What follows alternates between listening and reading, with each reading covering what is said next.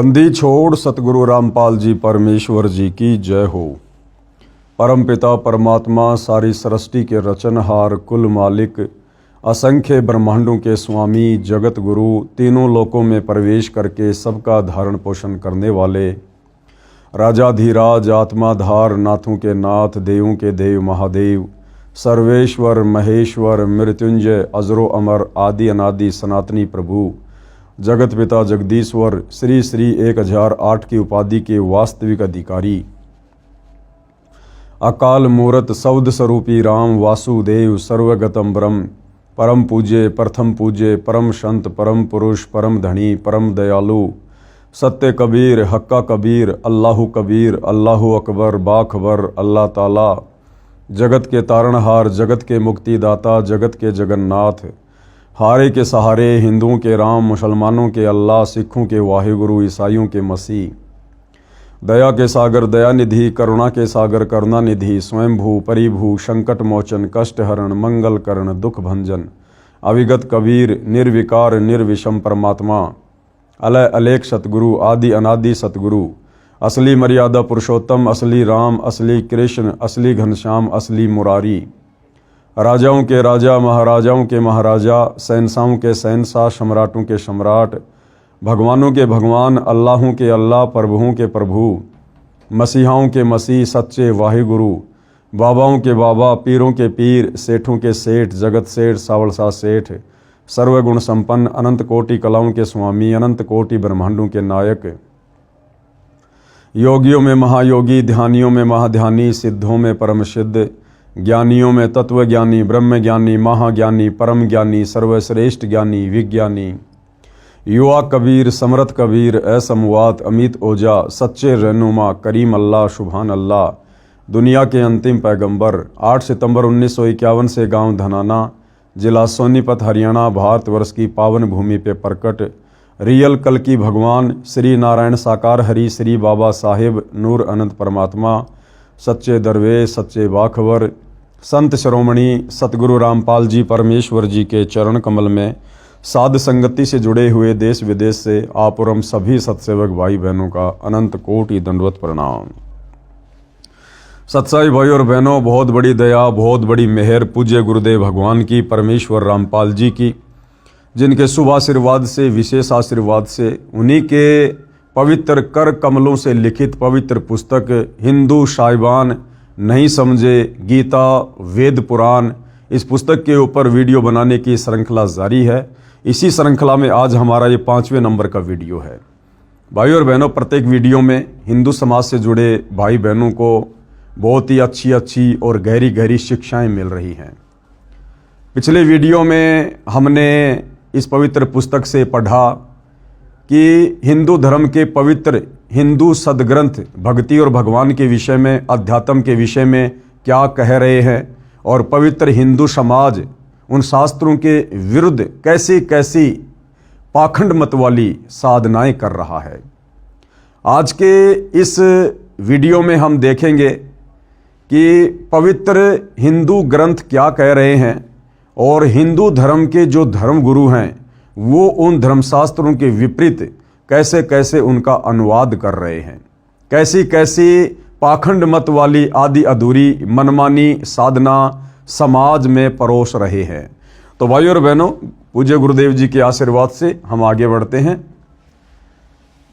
पवित्र हिंदू धर्म गुरु नहीं समझे गीता निर्मल ज्ञान, यानी हिंदू धर्म के धर्म गुरु चाहे आचार्य हों शंकराचार्य हों चाहे आदि शंकराचार्य रहे हों, कोई भी हिंदू धर्म के सदग्रंथों को नहीं समझ पाया।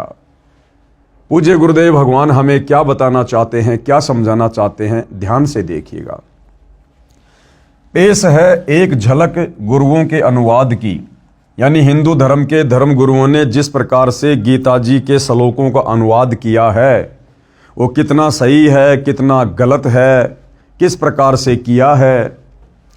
अन्य प्रमाण गीता अध्याय 10 श्लोक 3, कृपया पढ़ें फोटोकॉपी गीता अध्याय 10 श्लोक 3 की, जो गीता प्रेस गोरखपुर से प्रकाशित व मुद्रित है, जिसके अनुवादक श्री जय दयाल गोविंदका जी हैं। यानी भाइयों और बहनों, विशेषकर हिंदू समाज में गीता प्रेस गोरखपुर से प्रकाशित जितनी भी धार्मिक पुस्तकें हैं, पुराण हैं, गीता जी हैं, वेद हैं, हर हिंदू को मान्य है। और विशेषकर जय दयाल गोविंदका जी ने जिस गीता प्रेस गोरखपुर से प्रकाशित गीता जी का अनुवाद किया है, वो तो निसंदेह समस्त हिंदू समाज को मान्य है। तो देखिएगा किस प्रकार से गीता के अनुवादकों ने गीता के श्लोकों का उल्टा अर्थ किया है। ये श्लोक आपकी आंखों के सामने है। गीता जी अध्याय 10 श्लोक 3 की फोटोकॉपी है ये माम अजम अनादिम च वेति लोक महेश्वरम अश्मूढ़ स मृतेषु सर्व पापे प्रमुचते। इधर संस्कृत है और इधर अनुवादकों ने हिंदी में अनुवाद किया है। जो मुझको अजन्मा अर्थात वास्तव में जन्म रहित अनादि और लोकों का महान ईश्वर तत्व से जानता है, वह मनुष्यों में भगवान पुरुष, ज्ञानवान पुरुष संपूर्ण पापों से मुक्त हो जाता है। यह अनुवाद किया है भाइयों और बहनों हिंदू धर्म के अनुवादकों ने गीता जी का। ये गीता अध्याय 10 श्लोक नंबर 3 की फोटोकॉपी है, जिसमें अनुवादक के द्वारा गीता ज्ञान देने वाले ब्रह्म को अजन्मा, अनादि, कभी ना मरने वाला, नाशवान भगवान कहकर संबोधित किया गया है।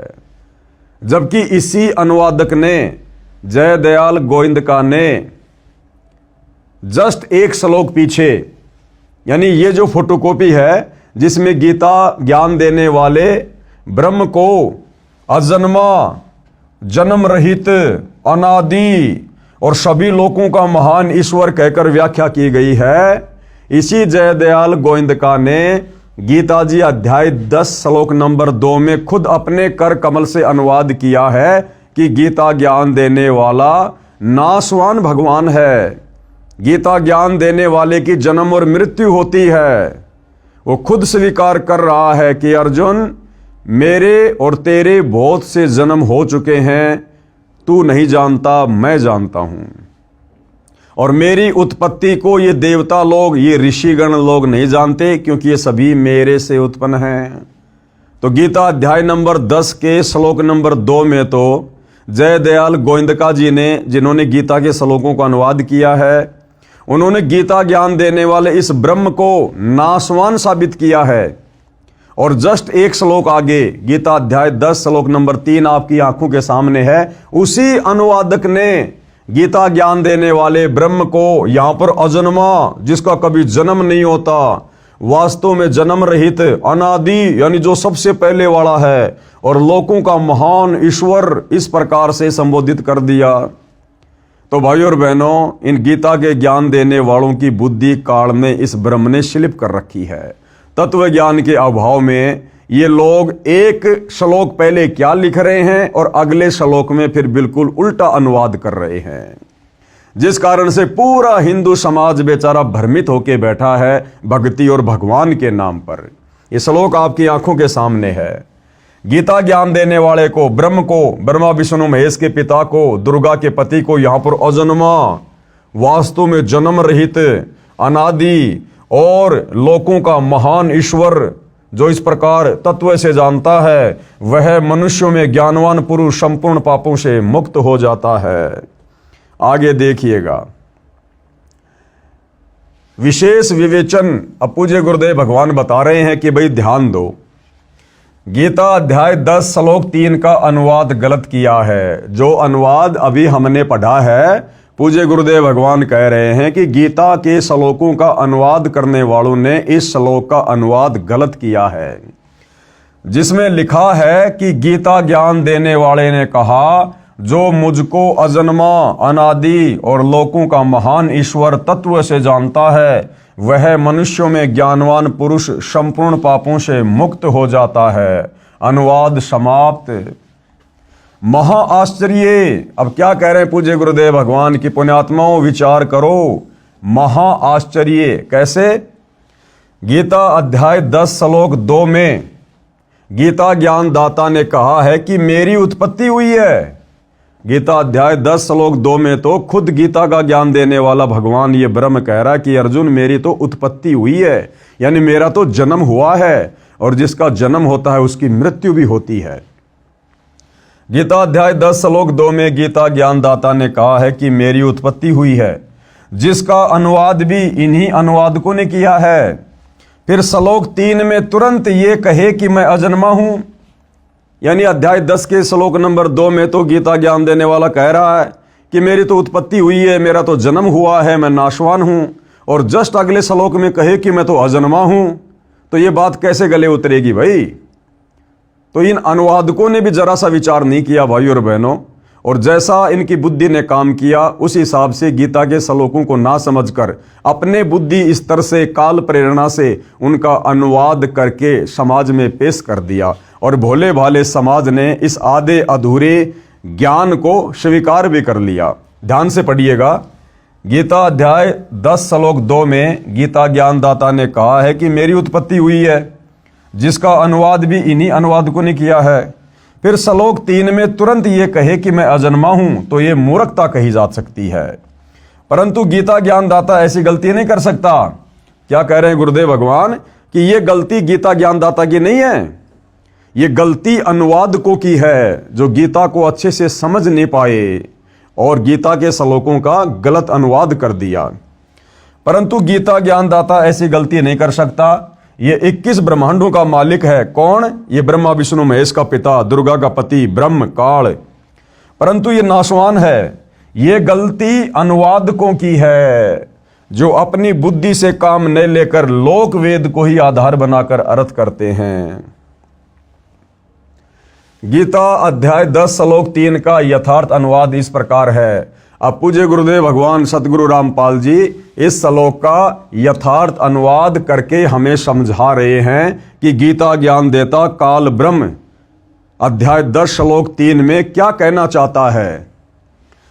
जो माम यानी मुझको, जो मुझको, किसको? ये ब्रह्म कह रहा है, ये काल कह रहा है, गीता का ज्ञान देने वाला, जो मुझको और अजन्मा यानी वास्तव में जन्म रहित है, अनादिम, अनादिम यानी जिसकी आदि न हो, अर्थात जो सदा से है, लोक महेश्वरम, सब लोकों के महान ईश्वर यानी परम अक्षर ब्रह्म को जानता है, वह मनुष्यों में ज्ञानवान पुरुष संपूर्ण पापों से मुक्त हो जाता है। इस श्लोक का वास्तविक अर्थ तो ये है, गीता ज्ञानदाता कह रहा है कि जो इस गीता जी को पढ़कर मेरी स्थिति के बारे में जान लेता है कि मैं तो ब्रह्म हूं और ब्रह्म लोक में रहता हूं, मेरी साधना का ओम मंत्र है, मेरा जन्म होता है, मेरी मृत्यु होती है, मेरे ब्रह्म लोक में गए हुए प्राणी भी लौटकर वापस संसार में आते हैं, उनकी पूर्ण मुक्ति नहीं होती। तो कहते हैं जो मुझे जान जाता है और साथ में उस अनादि अजन्मा सभी लोकों के महान ईश्वर परम अक्षर ब्रह्म को जान जाता है, वो व्यक्ति संपूर्ण पापों से मुक्त हो जाता है, वो ज्ञानी पुरुष कहलाता है, और वो तत्वदर्शी संत की शरण में जाकर उस अजन्मा अनादि परम अक्षर ब्रह्म की भक्ति करके सदा सदा के लिए मुक्ति प्राप्त कर लेता है। इसका वास्तविक अर्थ तो ये है, जो माम यानी मुझको और अजम यानी अजन्मा यानी वास्तव में जन्म रहित, अनादिम, अनादिम का अर्थ है अनादि यानी जिसकी आदि न हो, अर्थात जो सदा से है, लोक महेश्वरम अर्थात सब लोकों के महान ईश्वर यानी परम अक्षर ब्रह्म को जानता है, वह मनुष्यों में अश्मूढ़ है यानी ज्ञानवान पुरुष, सर्व पापे यानी संपूर्ण पापों से मुक्त हो जाता है। जिस प्रकार सतगुरु रामपाल जी परमेश्वर जी के पंथ में उनके अनुयायियों ने उनके द्वारा किए गए सत्संगों को सुनकर, उनके द्वारा लिखी पुस्तकों को पढ़कर जो गीता जी का अनुवाद किया गया है, जो वेदों के श्लोकों का अनुवाद किया गया है, उसको पढ़कर समझकर सतगुरु रामपाल जी के हम समस्त फॉलोवर ने, हमने गीता ज्ञान देने वाले इस ब्रह्म की, ब्रह्मा विष्णु महेश के पिता की, दुर्गा के पति की वास्तविक स्थिति को भी जान लिया है, पहचान लिया है कि ये ब्रह्म क्या है, कहाँ रहता है, ये जन्मता भी है, मरता भी है, इसकी भक्ति से मुक्ति नहीं है। और साथ में गुरुदेव ने हमें परम अक्षर ब्रह्म सत्य पुरुष कबीर देव की स्थिति से भी परिचित करवा दिया और उस शाश्वत स्थानम सतलोक के बारे में भी जानकारी दे दी। तो गीता ज्ञान देने वाला ब्रह्म अध्याय 10 श्लोक 3 में यही समझाना चाहता है कि अर्जुन, जो मेरी स्थिति से परिचित हो जाता है और जो उस अजन्मा अनादि परम अक्षर ब्रह्म की स्थिति से भली भांति परिचित हो जाता है, वो प्राणी फिर सत भक्ति करके समस्त पापों से मुक्त हो जाता है, अपनी मुक्ति का रास्ता बना लेता है। इसका वास्तविक अर्थ ये है, जबकि गीता जी के अनुवादकों ने यहां पर ब्रह्म को ही, गीता ज्ञान देने वाले नाशवान भगवान ब्रह्म को ही अजन्मा अनादि सभी लोगों का भगवान कहकर प्रस्तुत किया है, जो कि गलत है। अर्थात जो मुझको तथा अजन्मा को, अजन्मा कौन? जिसको कभी जन्म ही ना हुआ हो, जो स्वयंभू परमात्मा है, परम अक्षर ब्रह्म सत्य पुरुष कबीर देव, तथा अजन्मा को यानी परम अक्षर ब्रह्म को, जो वास्तव में जन्म रहित को, अनादि को यानी जो सदा से है, उस सब लोगों के महान ईश्वर यानी कुल के मालिक को तत्व से जानता है, वह मनुष्यों में ज्ञानवान पुरुष यानी तत्वदर्शी संत संपूर्ण पापों से मुक्त हो जाता है। आगे गुरुदेव कह रहे हैं ध्यान देने योग्य बातें। कौन सी बातें हैं जो ध्यान देने योग्य हैं?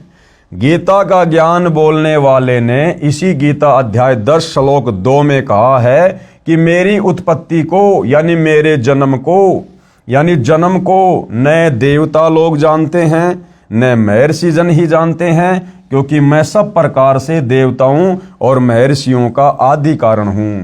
यानी ये ब्रह्म कह रहा है कि मेरी उत्पत्ति को, मेरे जन्म को ये देवता लोग और ये महर्षि जन नहीं जानते, क्योंकि ये सब तो मेरे से उत्पन्न हुए हैं और बेटा कभी भी अपने बाप की उत्पत्ति नहीं बता सकता। भावार्थ है कि गीता ज्ञानदाता स्वयं स्वीकार करता है कि मेरी उत्पत्ति यानी जन्म हुआ है, परंतु जितने भी देवता हैं तथा महर्षि जन हैं वे मेरी उत्पत्ति को नहीं जानते, क्योंकि वे मेरे से उत्पन्न हुए हैं। पाठक जन विचार करें कि पिता की उत्पत्ति को बच्चे तो नहीं जानते, परंतु दादाजी तो जानता है। दादाजी कौन? ये परम अक्षर ब्रह्म सत्य पुरुष कबीर देव, जिसने सभी को उत्पन्न किया। उस दादाजी यानी ग्रैंडफादर ने इस गीता ज्ञानदाता काल ब्रह्म की उत्पत्ति बताई है, कबीर परमेश्वर जी ने। आप पढ़ेंगे इसी पुस्तक में अध्याय सृष्टि रचना में, आगे चल के हम इस पर भी विशेष तौर पर जो है ध्यान देंगे। मेरे यानी लेखक के, कौन? सतगुरु रामपाल जी के। मेरे गीता अध्याय 10 श्लोक 3 के अनुवाद का समर्थन गीता अध्याय 10 श्लोक 2 के साथ साथ गीता अध्याय 2 श्लोक 12, गीता अध्याय 4 श्लोक 5 में भी है, जिनमें गीता ज्ञान बताने वाले ने कहा है कि हे अर्जुन, तेरे और मेरे बहुत जन्म हो चुके हैं, उन सबको तू नहीं जानता, मैं जानता हूं। गीता अध्याय 4 श्लोक 5। आगे, हे अर्जुन, मैं, तू और ये राजा लोग पहले भी जन्मे थे, आगे भी जन्मेंगे। गीता अध्याय 2 श्लोक 12, अर्थात ये सारे के सारे जन्म और मृत्यु में हैं। कृपया देखिए इसी पुस्तक के पेज नंबर 25 पर फोटोकॉपी गीता अध्याय 10 श्लोक 2, गीता अध्याय 4 श्लोक 5, गीता अध्याय 2 श्लोक 12 की, जिनके अनुवादक श्री जयदयाल गोविंदका जी ही हैं तथा प्रकाशक व मुद्रक भी गीता प्रेस गोरखपुरी है, जो दास ने आपको पहले इसी पुस्तक में जब वीडियो बन रहे थे उसमें आपको दिखाया था। गीता अध्याय 4 का श्लोक 5 में गीता बोलने वाले ने स्पष्ट कहा है कि हे परंतप अर्जुन, मेरे और तेरे बहुत जन्म हो चुके हैं, उन सबको तू नहीं जानता, मैं जानता हूं। अर्थात गीता ज्ञान देने वाला नाशवान है, इसके भी जन्म और मृत्यु होती है। विवेचन, उपरोक्त तीनों श्लोकों से स्पष्ट हो गया है कि गीता ज्ञानदाता आपका श्री कृष्ण उर्फ श्री विष्णु नाशवान है। यानी आम हिंदू समाज गीता का ज्ञान देने वाला श्री कृष्ण जी को मानता है, तो श्री कृष्ण जी को हो चाहे श्री विष्णु जी को हो, क्योंकि विष्णु जी के अवतार श्री कृष्ण जी थे। तो हिंदू समाज इस बात पर विचार करे कि आप जिस गीता ज्ञान देने वाले को भगवान मानकर, अविनाशी मानकर पूज रहे थे, ये पवित्र गीता साबित कर रही है कि गीता ज्ञान देने वाला भगवान ये ब्रह्म अविनाशी नहीं है, ये तो जन्म और मृत्यु में है। और जिसकी स्वयं की जन्म और मृत्यु होती है, भला उसकी भक्ति करके साधक कभी भी अपना जन्म और मृत्यु का दीर्घ रोग नष्ट नहीं करवा सकता है। आपका श्री कृष्ण और श्री विष्णु नाशवान है, उसकी जन्म मृत्यु होती है। अन्य प्रमाण देखो जो स्पष्ट करते हैं कि हिंदू धर्मगुरु नहीं समझे गीता का निर्मल ज्ञान। अविनाशी परमात्मा गीता बोलने वाले से अन्य है। अब क्या स्पष्ट करने जा रहे हैं पूज्य गुरुदेव भगवान इसी पवित्र गीता जी से, जो कि हिंदुओं का सर्वमान्य ग्रंथ है, कि वो अविनाशी परमात्मा, अजन्मा अनादि परमात्मा, जिसने सारी सृष्टि को रचा है, परम अक्षर ब्रह्म, सत्य पुरुष, कबीर देव, वो अविनाशी परमात्मा गीता का ज्ञान देने वाले इस नाशवान ब्रह्म से अलग है। अविनाशी परमात्मा गीता बोलने वाले से अन्य है। प्रमाण, अविनाशी परमात्मा तो गीता ज्ञान दाता यानी आपके श्री कृष्ण जी उर्फ श्री विष्णु जी से अन्य है, जो सर्व प्राणियों की उत्पत्ति करता है, यानी जिससे यह जगत व्याप्त है। यानी जिस अविनाशी परमात्मा ने, परम अक्षर ब्रह्म ने सारी सृष्टि को रचा है, वो तो गीता का ज्ञान देने वाले इस ब्रह्म से अलग है, जो सबका धारण पोषण करने वाला है।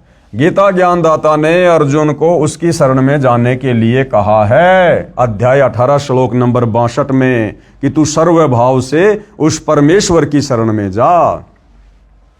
गीता ज्ञानदाता ने अर्जुन को उसकी शरण में जाने के लिए कहा है कि यदि अर्जुन तू जन्म मरण तथा जरा यानी बुढ़ापा, वृद्धावस्था से पूर्ण रूप से छुटकारा चाहता है, शाश्वत स्थान यानी अमर लोक यानी सतलोक प्राप्त करना चाहता है, तथा परम शांति चाहता है, तो मेरे से अन्य उस परमेश्वर, कौन से परमेश्वर की?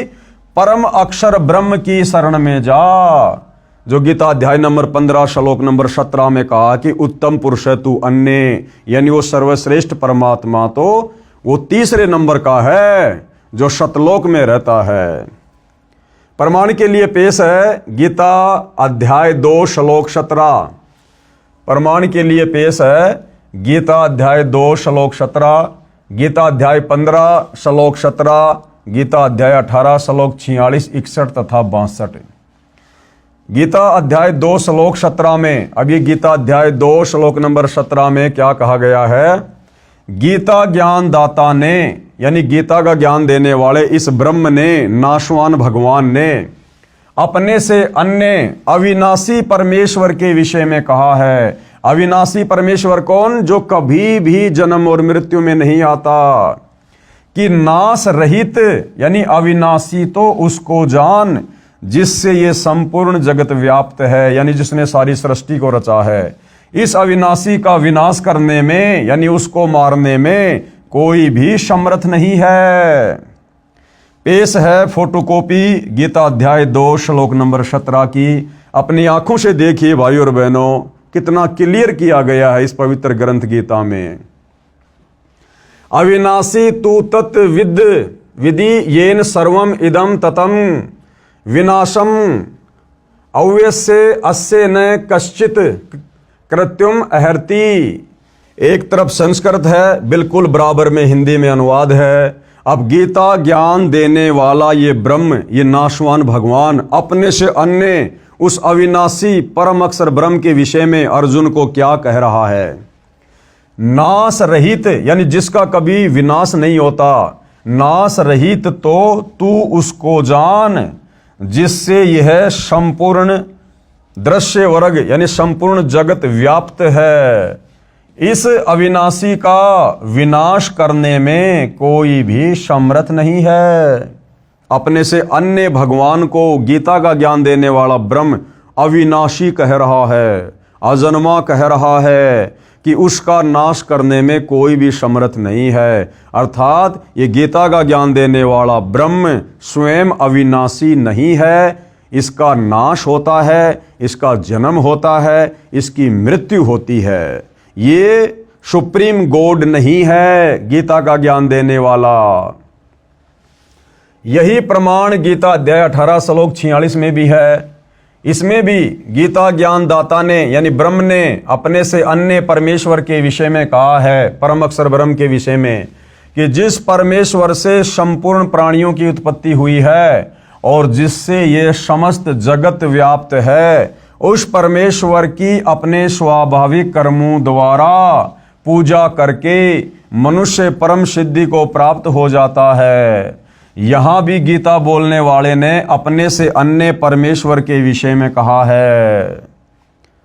आगे देखिए भाई और बहनों, पेश है गीता अध्याय 18 श्लोक 46 की फोटोकॉपी। ये संस्कृत में श्लोक आप जी की आंखों के सामने है, पढ़ सकते हैं, देख सकते हैं। जिस परमेश्वर से संपूर्ण प्राणियों की उत्पत्ति हुई है, कौन कह रहा है? गीता का ज्ञान देने वाला ब्रह्म। ये काल ब्रह्म, ब्रह्मा विष्णु महेश का पिता, दुर्गा का पति, अर्जुन से साफ साफ कह रहा है, अपने से अन्य उस परम अक्षर ब्रह्म की ओर, सर्वश्रेष्ठ परमात्मा की ओर संकेत करते हुए, कि जिस परमेश्वर से संपूर्ण प्राणियों की उत्पत्ति हुई है और जिससे यह समस्त जगत व्याप्त है, उस परमेश्वर की अपने स्वाभाविक कर्मों द्वारा पूजा करके मनुष्य परम सिद्धि को प्राप्त हो जाता है। अब ये स्वाभाविक ये कर्म क्या है? जब हम सतगुरु रामपाल जी से उपदेश लेकर शास्त्र अनुकूल सत भक्ति ग्रहण करेंगे तो सतगुरु रामपाल जी परमेश्वर हमें जो भक्ति बताएंगे, उस भक्ति को हमने अपना कार्य करते करते, यानी जो किसान है अपनी किसानी कर रहा है, दुकानदार अपनी दुकानदारी कर रहा है, यानी कार्य करते करते हमने अपने गुरु के वचन और मर्यादाओं में रहकर उस भक्ति को सफल करना है, जिससे हमारी मुक्ति होगी। यही प्रमाण गीता अध्याय 15 श्लोक 17 में भी है। यानी गीता अध्याय 15 श्लोक नंबर 17 में भी गीता का ज्ञान देने वाला ये ब्रह्म क्या कह रहा है कि अविनाशी वह सबका धारण पोषण करने वाला वह पुरुषोत्तम परमात्मा, तो पुरुषोत्तम यानी सभी पुरुषों में उत्तम, पुरुष यानी भगवान, और पुरुषोत्तम यानी सभी भगवानों में सर्वश्रेष्ठ भगवान, वह पुरुषोत्तम परमात्मा तो गीता ज्ञान देने वाले से अन्य ही बताया है। पेश है गीता अध्याय 15 श्लोक 17 की फोटोकॉपी। देखो भाई और बहनों, सौभाग्य है आपका, जो भी बात बोली जा रही है साथ में प्रमाण दिए जा रहे हैं ताकि किसी भी प्रकार की शंका भगत समाज को ना रहे। तो ये गीता अध्याय 15 श्लोक नंबर 17 की फोटोकॉपी है, जिसमें क्या कहा गया है? गीता ज्ञान देने वाला ब्रह्म, ब्रह्मा विष्णु महेश का पिता, दुर्गा का पति, ये ज्योति निरंजन क्या कह रहा है? उत्तम पुरुष है तू अन्य, यानी सर्वश्रेष्ठ परमात्मा तो अन्य ही है। परमात्मा इति उदारत है, जिसको वास्तव में परमात्मा कहा जा सकता है। ये लोकत्रयम अवश्य विभर्ति अवय ईश्वर।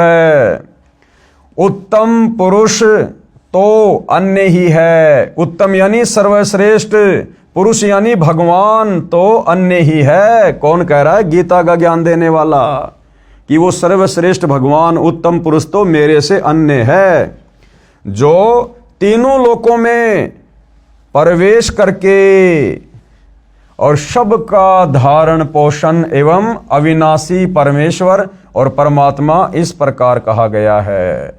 क्लियर कर दिया गीता अध्याय 15 श्लोक नंबर 17 में गीता का ज्ञान देने वाले ब्रह्म ने कि अर्जुन, मैं सर्वश्रेष्ठ परमात्मा नहीं हूं, मैं अविनाशी परमात्मा नहीं हूं, मेरी तो जन्म और मृत्यु होती है, मेरी भक्ति से पूर्ण मुक्ति नहीं हो सकती है, मेरी भक्ति करने वाले प्राणी 84 लाख योनियों में जाकर कष्ट भोगने से नहीं बच सकते, मेरी भक्ति करने वाले साधक नरक भोगने से नहीं बच सकते। यदि तूने इन सभी दुखों से छुटकारा चाहिए, पूर्ण मुक्ति चाहिए, शाश्वत स्थानम सतलोक चाहिए, तो आपने मेरे से अन्य उस उत्तम पुरुष की भक्ति करनी पड़ेगी, परम अक्षर ब्रह्म की भक्ति करनी पड़ेगी, जिसकी जानकारी गीता अध्याय 4 श्लोक नंबर 34 में बताया कि तू तत्वदर्शी संत की खोज कर। तो भाई और बहनों, बड़े सौभाग्य से वो तत्वदर्शी संत वर्तमान में धरती पर सतगुरु रामपाल जी हैं, जिनके पास में संपूर्ण यथार्थ आध्यात्मिक ज्ञान है, पूर्ण मुक्ति का पूर्ण मार्ग है।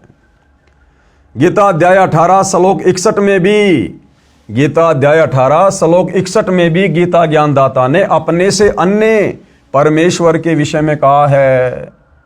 18वें अध्याय के 61वें श्लोक में भी गीता का ज्ञान देने वाले ब्रह्म ने, इस ज्योति निरंजन ने, काल ब्रह्म ने, दुर्गा के पति ने, ब्रह्मा विष्णु महेश के पिता ने अपने से अन्य उस सर्वश्रेष्ठ परमात्मा की ओर इशारा किया है।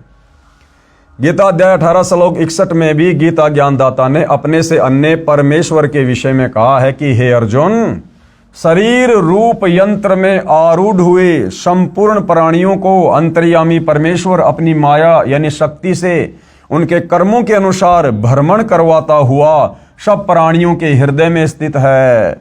इसमें गीता ज्ञानदाता ने अपने से अन्य अंतर्यामी परमेश्वर का ज्ञान करवाया है, जो सबके हृदय रूपी गुफा में बैठा हुआ है और जिसकी शक्ति से सभी प्राणी चल रहे हैं और जो कर्मों के अनुसार सभी को फल देता है। अपने से अन्य परमेश्वर के विषय में जानकारी दे रहा है।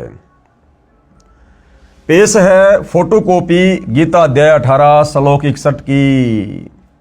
ये श्लोक है भाइयों और बहनों आपकी आंखों के सामने। इसका अनुवाद पूज्य गुरुदेव भगवान ने यहां किया है। हे अर्जुन, शरीर रूप यंत्र में आरूढ़ हुए संपूर्ण प्राणियों को अंतर्यामी परमेश्वर अपनी माया से उनके कर्मों के अनुसार भ्रमण कराता हुआ सब प्राणियों के हृदय में स्थित है। ये अनुवाद सतगुरु रामपाल जी ने नहीं किया, ये अनुवाद गीता के अनुवादकों ने किया है, जय दयाल गोविंदका जी ने किया है। और ये अनुवाद स्पष्ट रूप से संकेत कर रहा है, यानी गीता का ज्ञान देने वाला भगवान अपने से अन्य किसी और अंतर्यामी परमेश्वर की तरफ संकेत कर रहा है कि जो सर्व प्राणियों को अपनी शक्ति से चलाता है और सभी प्राणियों को कर्मों के अनुसार फल देता है। तो भाइयों और बहनों, जब तक हम गीता ज्ञानदाता से अन्य उस उत्तम पुरुष की शरण में नहीं जाएंगे, उसकी सतभक्ति नहीं करेंगे, तत्वदर्शी संत से लेकर आप और हमारी मुक्ति कभी नहीं हो सकती। हम कभी भी जन्म और मरण के झंझट से बाहर नहीं निकल सकते। अब पेश है प्रमाण, जिसमें गीता ज्ञानदाता ने गीता अध्याय 18 के श्लोक 62 में भी अपने से अन्य परमेश्वर की शरण में जाने की राय दी है। कहा है कि हे भारत, तू सब प्रकार से उस परमेश्वर की शरण में जा जिसके विषय में ऊपर कहा है। उस परमात्मा की कृपा से ही तू परम शांति को तथा सनातन परम धाम यानी अमर लोक सतलोक को प्राप्त होगा, यानी सतलोक का कभी भी विनाश नहीं होता। वह परमेश्वर कौन है, उसके विषय में गीता ज्ञान बोलने वाले ने गीता अध्याय 8 श्लोक 3 में बताया है कि वह परम अक्षर ब्रह्म है।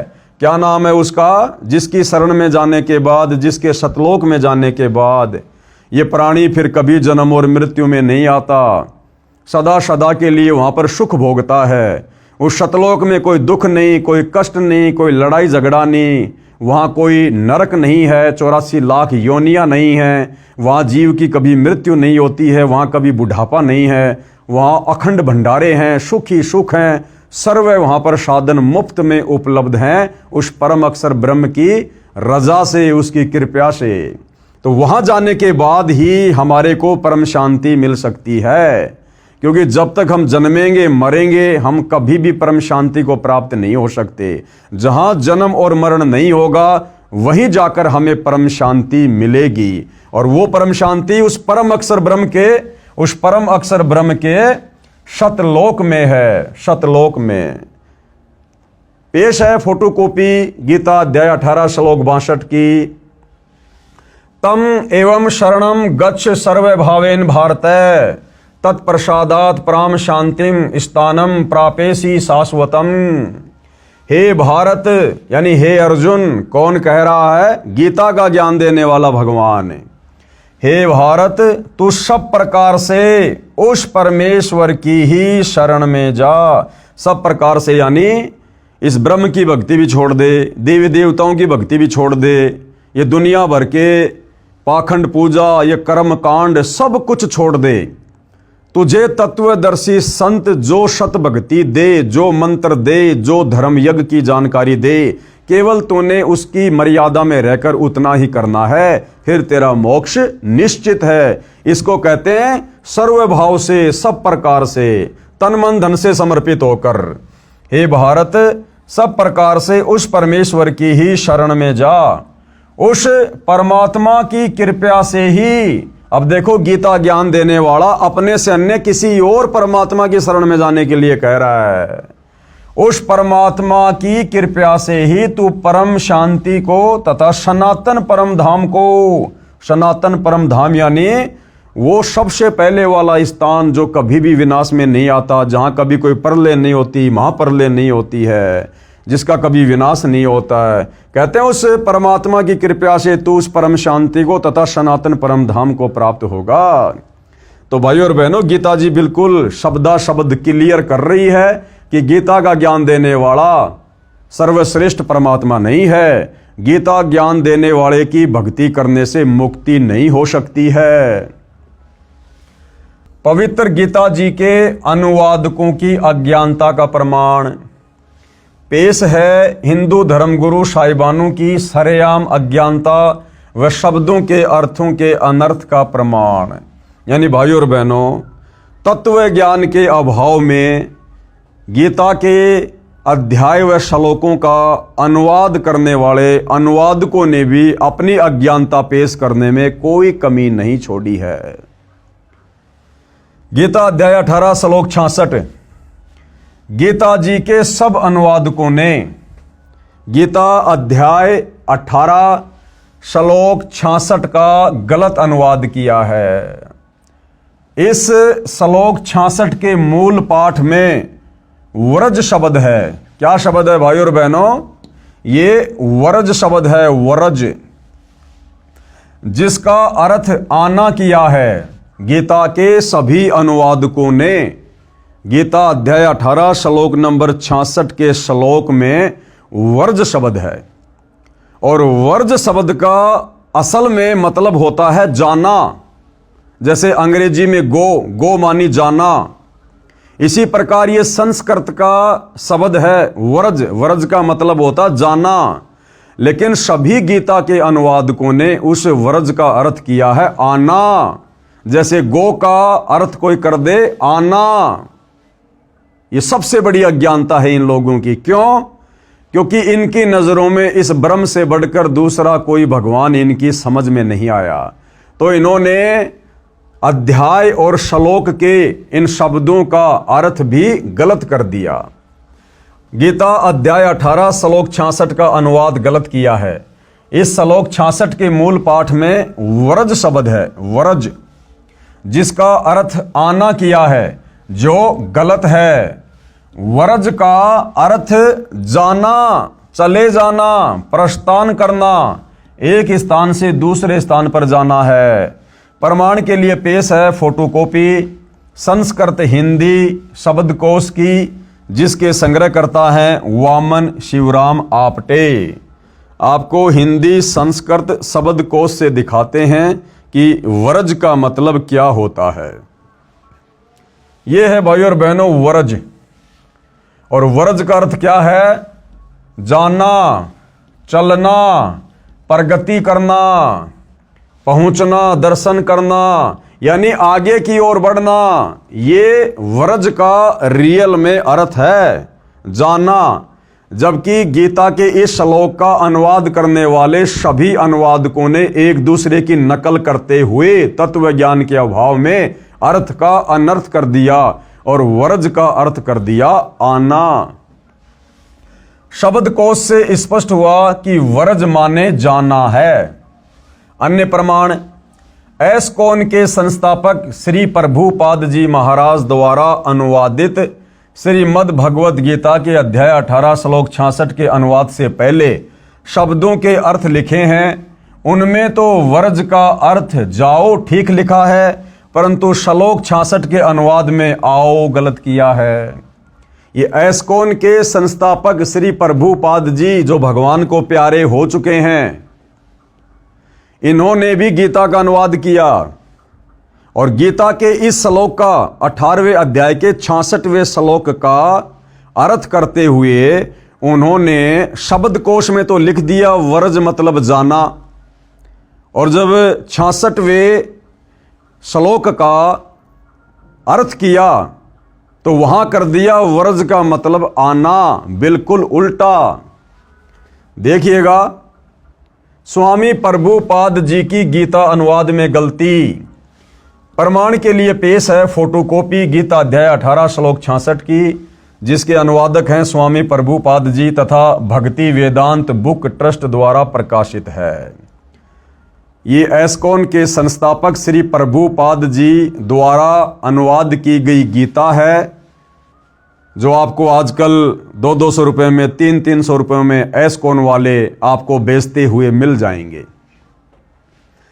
श्लोक क्या है?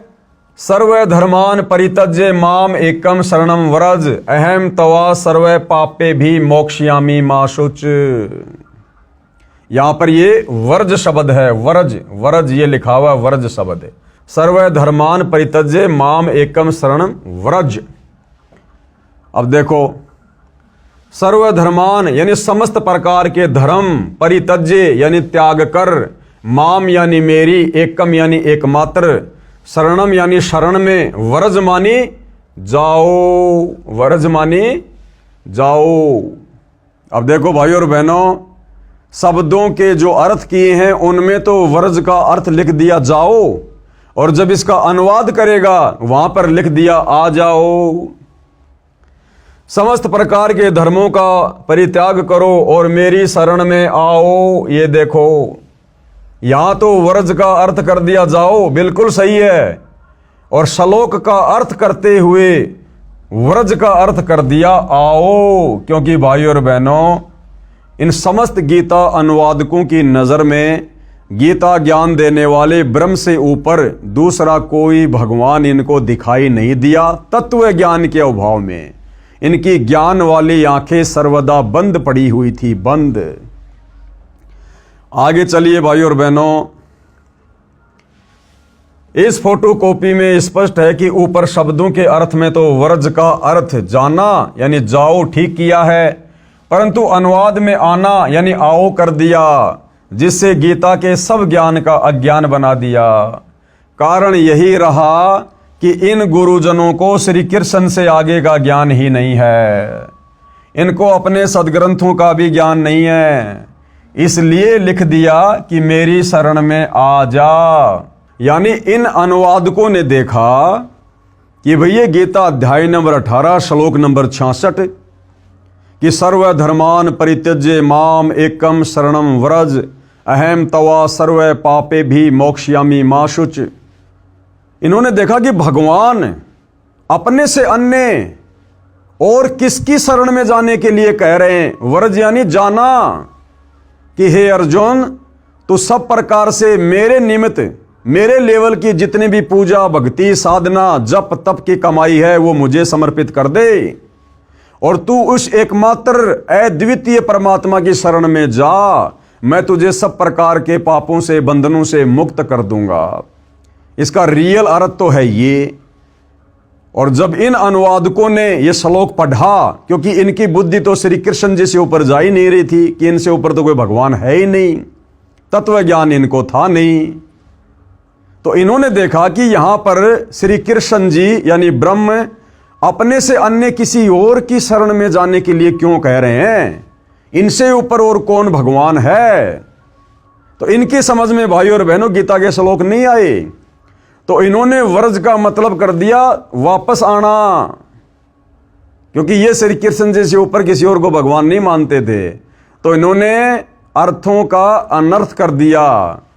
अब बताओ, जब हमारे गीता अनुवादकों को ही गीता जी का ज्ञान नहीं, तत्व ज्ञान नहीं, शास्त्रों का ज्ञान नहीं, सर्वश्रेष्ठ परमात्मा की जानकारी नहीं, जबकि यही गीता जी और यही गीता का ज्ञान देने वाला ब्रह्म चीख चीख कर कह रहा है, अध्याय 2 श्लोक नंबर 17 कि मेरे से अन्य वो सर्वश्रेष्ठ परमात्मा है जो अजन्मा है, अनादि है, सभी लोगों को जिसने बनाया है, तो सर्वभाव से उसकी शरण में जा। लेकिन ये गीता के अनुवादक वहां तक नहीं पहुंच पाए तत्वदर्शी संत की शरण के अभाव में, और इन्होंने श्लोकों के अर्थों का भी अनर्थ कर दिया। इनको अपने सदग्रंथों का भी ज्ञान नहीं है, इसलिए लिख दिया कि मेरी शरण में आ जा। गीता अध्याय 18 श्लोक 62 में गच्छ शब्द है जिसका अर्थ भी जाना है, वहां ठीक कर दिया। जब श्लोक 62 में गीता ज्ञानदाता अपने से अन्य उस परमेश्वर यानी तत्व ब्रह्म यानी परम अक्षर ब्रह्म की शरण में जाने को कह रहा है, श्लोक 66 में अपनी शरण में आने को नहीं कहा, क्योंकि गीता अध्याय 2 श्लोक 7 में अर्जुन ने कहा कि मैं आपकी शरण हूं, यानी अर्जुन शरण में तो पहले से ही था। फिर यह कहना कि मेरी शरण में आ जा न्याय संगत भी नहीं है।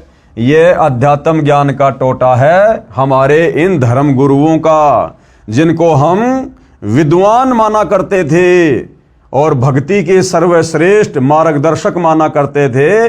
इन लोगों को तो अब पता चला सतगुरु रामपाल जी के ज्ञान से कि इन हमारे अनुवादकों को, धर्म गुरुओं को तो भक्ति मार्ग की ABCD का भी पता नहीं था। पेश है लेखक द्वारा किया इस श्लोक का यथार्थ अनुवाद। लेखक कौन? सतगुरु रामपाल जी ने अब गीता अध्याय 18 श्लोक 66 का यथार्थ सही अनुवाद किया है, जो इस प्रकार है। सर्वधर्मान परित्यज्य माम एकम शरणम व्रज। सर्वधर्मान परित्यज्य माम कौन कह रहा है? ये गीता ज्ञान देने वाला ब्रह्म अर्जुन से कह रहा है कि अर्जुन, मेरे लेवल की जो साधना है, ओम नाम की जो कमाई है और जो भी धर्म कर्म की कमाई है, वो तू मुझे समर्पित कर दे। सर्वधर्मान परित्यज्य माम और एकम शरणम व्रज। एकम यानी अद्वितीय, जिसके समान कोई दूसरा ना हो, वो परम अक्षर ब्रह्म। एकम शरणम व्रज, उस एक अद्वितीय परमात्मा की शरण में जा। व्रज यानी जा। अहम तवा सर्व पापे भे मोक्षयामी माशुच। मैं तुझे सब प्रकार के पाप कर्मों से मुक्त कर दूंगा, यानी मैं तुझे फ्री कर दूंगा। इसका रियल अर्थ तो ये है। अनुवाद, गीता ज्ञान देने वाले ने कहा है कि सर्वधर्मान माम, यानी मेरे स्तर के जितने भी धार्मिक कर्म हैं उन सबको मुझ में परित्यज्य यानी त्याग कर, एकम यानी उस एक सर्वशक्तिमान परम अक्षर ब्रह्म की शरणम यानी शरण में, व्रज यानी जा। व्रज यानी जा। अहम यानी मैं, तवा यानी तेरे को, सर्व पापे भे यानी सब पापों से, मोक्षयामी यानी मुक्त कर दूंगा, माशुच यानी शोक ना कर, तू दुख ना मान, परेशान ना हो, चिंता ना कर। मेरे लेवल की भक्ति साधना, ओम नाम की कमाई मुझ में समर्पित कर दे, मेरे को संकल्प कर दे। मैं तुझे 21 ब्रह्मांड से मुक्त कर दूंगा, जन्म मरण से मुक्त कर दूंगा। और उस परम अक्षर ब्रह्म की शरण में जा और उसके द्वारा बताई गई सत साधना कर और भाई अपना मोक्ष करवा। विशेष इस श्लोक में एकम एक शब्द है, इसका अर्थ एक यानी अद्वितीय परमेश्वर है। एकम यानी अद्वितीय, जिसके समान कोई दूसरा ना हो। गीता अध्याय 13 श्लोक 30 में भी एकस्त शब्द है, जिसका अर्थ है उस एक परमात्मा में स्थित किया है जो गीता ज्ञानदाता से अन्य है। गीता अध्याय 13 श्लोक 27, 28 तथा 30 में भी गीता ज्ञान देने वाले काल ब्रह्म ने अपने से अन्य परमेश्वर की जानकारी दी है। कहा है कि गीता अध्याय 13 श्लोक 27, ये गीता अध्याय 13 श्लोक 27, इसमें गीता का ज्ञान देने वाला ये ब्रह्म क्या कह रहा है? जो साधक नष्ट होते हुए सब प्राणियों में परमेश्वर यानी परम अक्षर ब्रह्म को अविनाशी तथा समभाव से देखता है, वह परमेश्वर को सही रूप में देखता है, यानी वह उस परमेश्वर को ठीक से समझा है। गीता अध्याय 13 श्लोक 28 में कहा है कि क्योंकि जो साधक सर्वत्र यानी सब स्थान पर समान भाव से स्थित परमेश्वर को समान देखता हुआ अपने द्वारा अपने को नष्ट नहीं करता, यानी सत्य भाव से उस गीता ज्ञानदाता काल ब्रह्म से अन्य परम अक्षर ब्रह्म को जानकर उसी की भक्ति करके गीता ज्ञान देने वाले काल ब्रह्म से मिलने वाली गति यानी मोक्ष जो गीता अध्याय 8 श्लोक 13 में बताई है, उससे अन्य परम गति को यानी प्राप्त होता है। यही प्रसंग गीता अध्याय 13 श्लोक 30 में चला है। कहा है, जिसका समय साधक प्राणियों के पृथक पृथक भाव को एकस्तम यानी उस अद्वितीय एक परमात्मा से एवं यानी ही विस्तारम यानी सब प्राणियों का विस्तार यानी उत्पत्ति होना देखता है यानी जानता है, उस समय उस परमेश्वर को पूजकर उसी को प्राप्त हो जाता है। इससे सिद्ध हो जाता है कि गीता अध्याय 18 श्लोक 66 में एकम शरणम व्रज का अर्थ भी उस परम अक्षर ब्रह्म की शरण में जाओ ही सही है। पेश है गीता अध्याय 18 श्लोक 66 की अन्य अनुवादकों की फोटो कॉपियां, यानी एकमात्र सतगुरु रामपाल जी के अलावा जितने भी अनुवादकों ने गीता का अनुवाद किया है, सब ने एक दूसरे की नकल कर ली, कॉपी कर ली और वर्ज का अर्थ जो जाना होता है सब ने आना लिख दिया। पेश है गीता अध्याय 18 श्लोक 66 की अन्य अनुवादकों की फोटो कॉपियां। श्री राम सुखदास की गीता अनुवाद में गलती। अब देखो भाई और बहनों, ये बड़े बड़े नाम उजागर हो रहे हैं, बड़े बड़े नाम जो कि नामचीन हैं, जिनके अनुवाद पर किसी को कोई संदेह नहीं था। अब देखो इन्होंने कैसी कैसी गलतियां कर रखी है।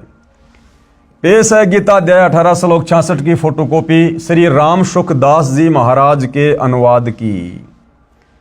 ये गीता प्रबोधनी मोटा टाइप स्वामी राम सुखदास प्रकाशक एवं मुद्रक गीता प्रेस गोरखपुर। ये देखिएगा अध्याय 18 श्लोक 66 सर्वधर्मान परित्यज्य माम एकम शरणम व्रज अहम तवा सर्व पापे भे मोक्षयामि मा शुच। संपूर्ण धर्मों का आश्रय छोड़कर तू केवल मेरी शरण में आ जा। व्रज का अर्थ क्या कर दिया? आ जा, जबकि व्रज का अर्थ क्या करना था? चला जा। मैं तुझे संपूर्ण पापों से मुक्त कर दूंगा, चिंता मत कर। यानी श्री राम सुखदास जी ने भी गीता जी का यथार्थ अनुवाद नहीं किया। आगे बढ़ते हैं भाइयों और बहनों। श्री ज्ञानानंद जी महाराज की गीता अनुवाद में गलती। पेश है गीता अध्याय 18 श्लोक 66 की फोटोकॉपी श्री ज्ञानानंद महाराज जी के अनुवाद की। ये श्री ज्ञानानंद जी के द्वारा अनुवाद की गई गीता है।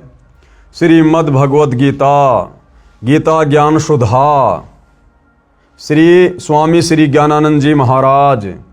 ये रहा अध्याय 18 श्लोक 66 सर्वधर्मान परित्यज्य माम एकम शरणम। ये व्रज शब्द है, व्रज व्रज। अहम तवा सर्व पापे भे मोक्षयामि मा शुच। संपूर्ण धर्मों का आश्रय छोड़कर तू केवल मेरी शरण में आ जा। इन्होंने भी क्या कर रखा है? आ जा, जबकि ये करना चाहिए था जा। यानी श्री ज्ञानानंद जी ने भी गीता जी का यथार्थ अनुवाद नहीं किया। आगे बढ़िए भाइयों और बहनों।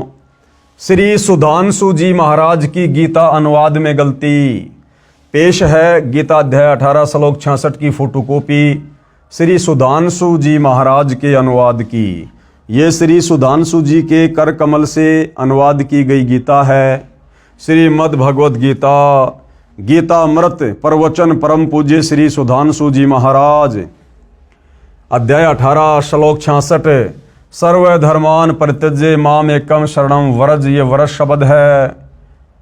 और क्या अनुवाद किया है? सभी धर्मों को छोड़कर तू मेरी शरण में आ जा। ये देखिए, आ और जा, आ जा। यानी श्री सुधांशु जी ने भी गीता जी का गलत अर्थ किया है अध्याय 18 श्लोक नंबर 62 का। अब देखिए भाइयों और बहनों, श्री आशाराम जी महाराज की गीता अनुवाद में गलती। पेश है गीता अध्याय 18 श्लोक 66 की फोटोकॉपी श्री आसाराम जी महाराज के अनुवाद की। श्रीमद् भगवद गीता महात्म्य श्लोक अनुवाद महिला उत्थान ट्रस्ट संत श्री आसाराम जी आश्रम। अध्याय 18 श्लोक 66। सर्वधर्मान परित्यज्य माम एकम शरणम व्रज, ये व्रज शब्द है। और अनुवाद क्या किया है? संपूर्ण धर्मों को अर्थात संपूर्ण कर्तव्यों को मुझ में त्याग कर तू केवल एक मुझ सर्वशक्तिमान सर्वाधार परमेश्वर की शरण में आ जा। अरे वो तो पहले से ना उसकी शरण में है, वो तो अपने से अन्य किसी और सर्वश्रेष्ठ परम अक्षर ब्रह्म की शरण में जाने के लिए कह रहा है। लेकिन सब ने एक दूसरे की अनुवाद करते समय नकल कर रखी है। तो श्री आसाराम जी के द्वारा किया गया अनुवाद भी गलत है, रॉन्ग है।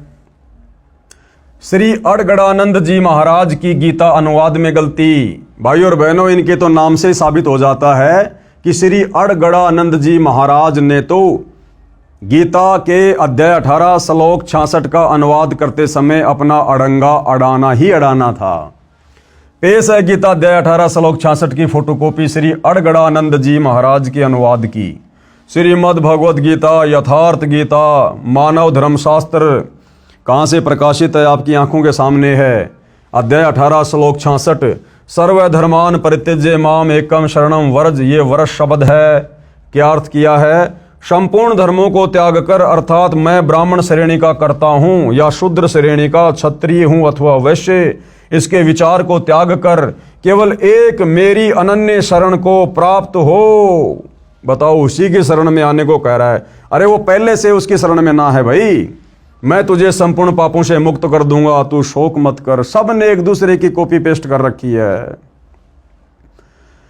ये देखिए हंसादेश पंथ वालों की गीता अनुवाद में गलती। हंसादेश पंथ वालों की गीता अनुवाद में गलती। हंसादेश वाले कौन? श्री सतपाल जी महाराज। पेश है हंसादेश वाले पंथ श्री सतपाल जी महाराज व श्री प्रेम रावत जी, ये दोनों भाई हैं। प्रेम रावत जी महाराज के आश्रम से अनुवादित गीता अध्याय 18 श्लोक 66 की फोटोकॉपी। श्रीमद् भगवद गीता मानव उत्थान सेवा समिति पंजाबी बाग नई दिल्ली अध्याय 18 श्लोक 66। सर्वधर्मान परित्यज्य माम एकम शरणम व्रज, ये व्रज शब्द है। और क्या अनुवाद किया है? सर्वधर्मों के कर्मों को छोड़कर केवल मेरी ही शरण में आ जा। आ जा, जबकि करना चाहिए था चला जा भाई, अपना पीछा छुटवा ले, परम अक्षर ब्रह्म की शरण में चला जा। लेकिन सब ने कॉपी पेस्ट कर रखा है। ये थे हमारे ज्ञानहीन धर्म गुरु, जिनको हम शास्त्रों के प्रकांड विद्वान मानकर और उनके मार्गदर्शन में अपनी आत्मा के कल्याण के लिए दौड़ लगा रहे थे। विशेष पूज्य गुरुदेव भगवान क्या कह रहे हैं? उपरोक्त परमाणु से स्पष्ट है कि मेरे यानी लेखक के यानी सतगुरु रामपाल जी के अतिरिक्त किसी को भी गीता का ज्ञान नहीं है। भाई ब्रह्मा विष्णु महेश को भी नहीं है, 33 करोड़ देवी देवताओं को भी नहीं है, ऋषियों को भी ज्ञान नहीं था। ये ज्ञान देने के लिए सतलोक से चलकर स्वयं वो परम अक्षर ब्रह्म सत्य पुरुष कबीर देव तत्वदर्शी संत की भूमिका करता है। और निसंदेह वर्तमान में वह तत्वदर्शी संत सतगुरु रामपाल जी हैं। सब ने शब्दों के अर्थों का अनर्थ करके ज्ञान का अज्ञान बनाकर जनता को भ्रमित कर रखा है। और यही कारण है भाई और बहनों, इतनी भक्ति करते करते, इतनी साधना करते करते बेचारे श्रद्धालु, कोई पैदल यात्रा कर रहा है, कोई बेचारा एक पैर पर खड़ा होकर तपस्या कर रहा है, कोई कावड़ लेकर आ रहा है, कोई अन्य प्रकार की घोर साधनाएं कर रहा है, कोई व्रत कर रहा है, कोई तीर्थों पर जा रहा है, कोई मंदिरों में मस्जिदों में जा रहा है। उसके बावजूद भी भाई और बहनों उनके कार्य सिद्ध नहीं हो रहे। भक्ति के प्रतिफल में जो सुख मिलने चाहिए वो सुख समाज को नहीं मिल रहे, जिस कारण से ये समाज धीरे धीरे नास्तिकता की ओर जा रहा है। तो भाई और बहनों, अब हम सभी का भाग्य उदय हुआ है। धरती पर वो परम संत प्रकट हो चुका है जो हमें इन्हीं शास्त्रों से निकालकर सत भक्ति दे रहे हैं। अब भी यदि हम पीछे रहेंगे तो फिर हमारे से बड़ा निर्भागी फिर दुनिया में कोई और नहीं होगा।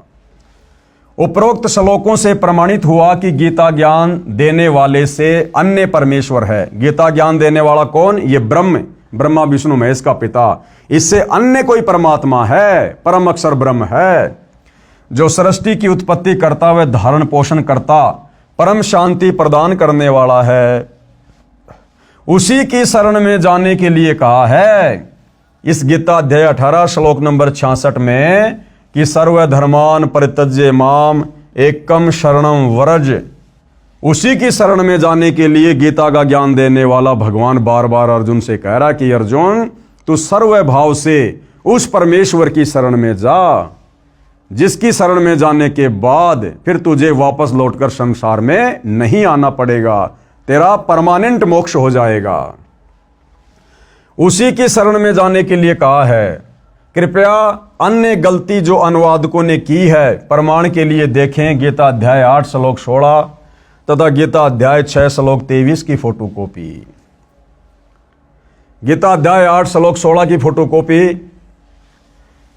ये श्लोक आप जियों की आंखों के सामने है। हे अर्जुन, ब्रह्मलोक पर्यंत सब लोक पुनरावर्ती में है। ये गीता का ज्ञान देने वाला भगवान, ये ब्रह्म अर्जुन से क्या कह रहा है कि हे अर्जुन, ब्रह्मलोक पर्यंत यानी ब्रह्मलोक में गया हुआ भगत भी, साधक भी वापस लौट के आता है, वो भी जन्म और मरण में है। और ब्रह्मलोक भाई और बहनों इस 21 ब्रह्मांड की सर्वश्रेष्ठ उपलब्धि है। ब्रह्मलोक सर्वश्रेष्ठ उपलब्धि है 21 ब्रह्मांड की।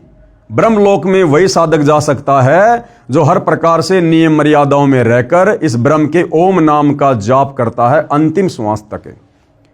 और गीता अध्याय 8 श्लोक नंबर 16 में ये ब्रह्म, ये काल स्वयं कह रहा है कि हे अर्जुन, ब्रह्मलोक पर्यंत सब लोग पुनरावर्ती में है यानी आवागमन में है, जन्म और मरण के चक्कर में है।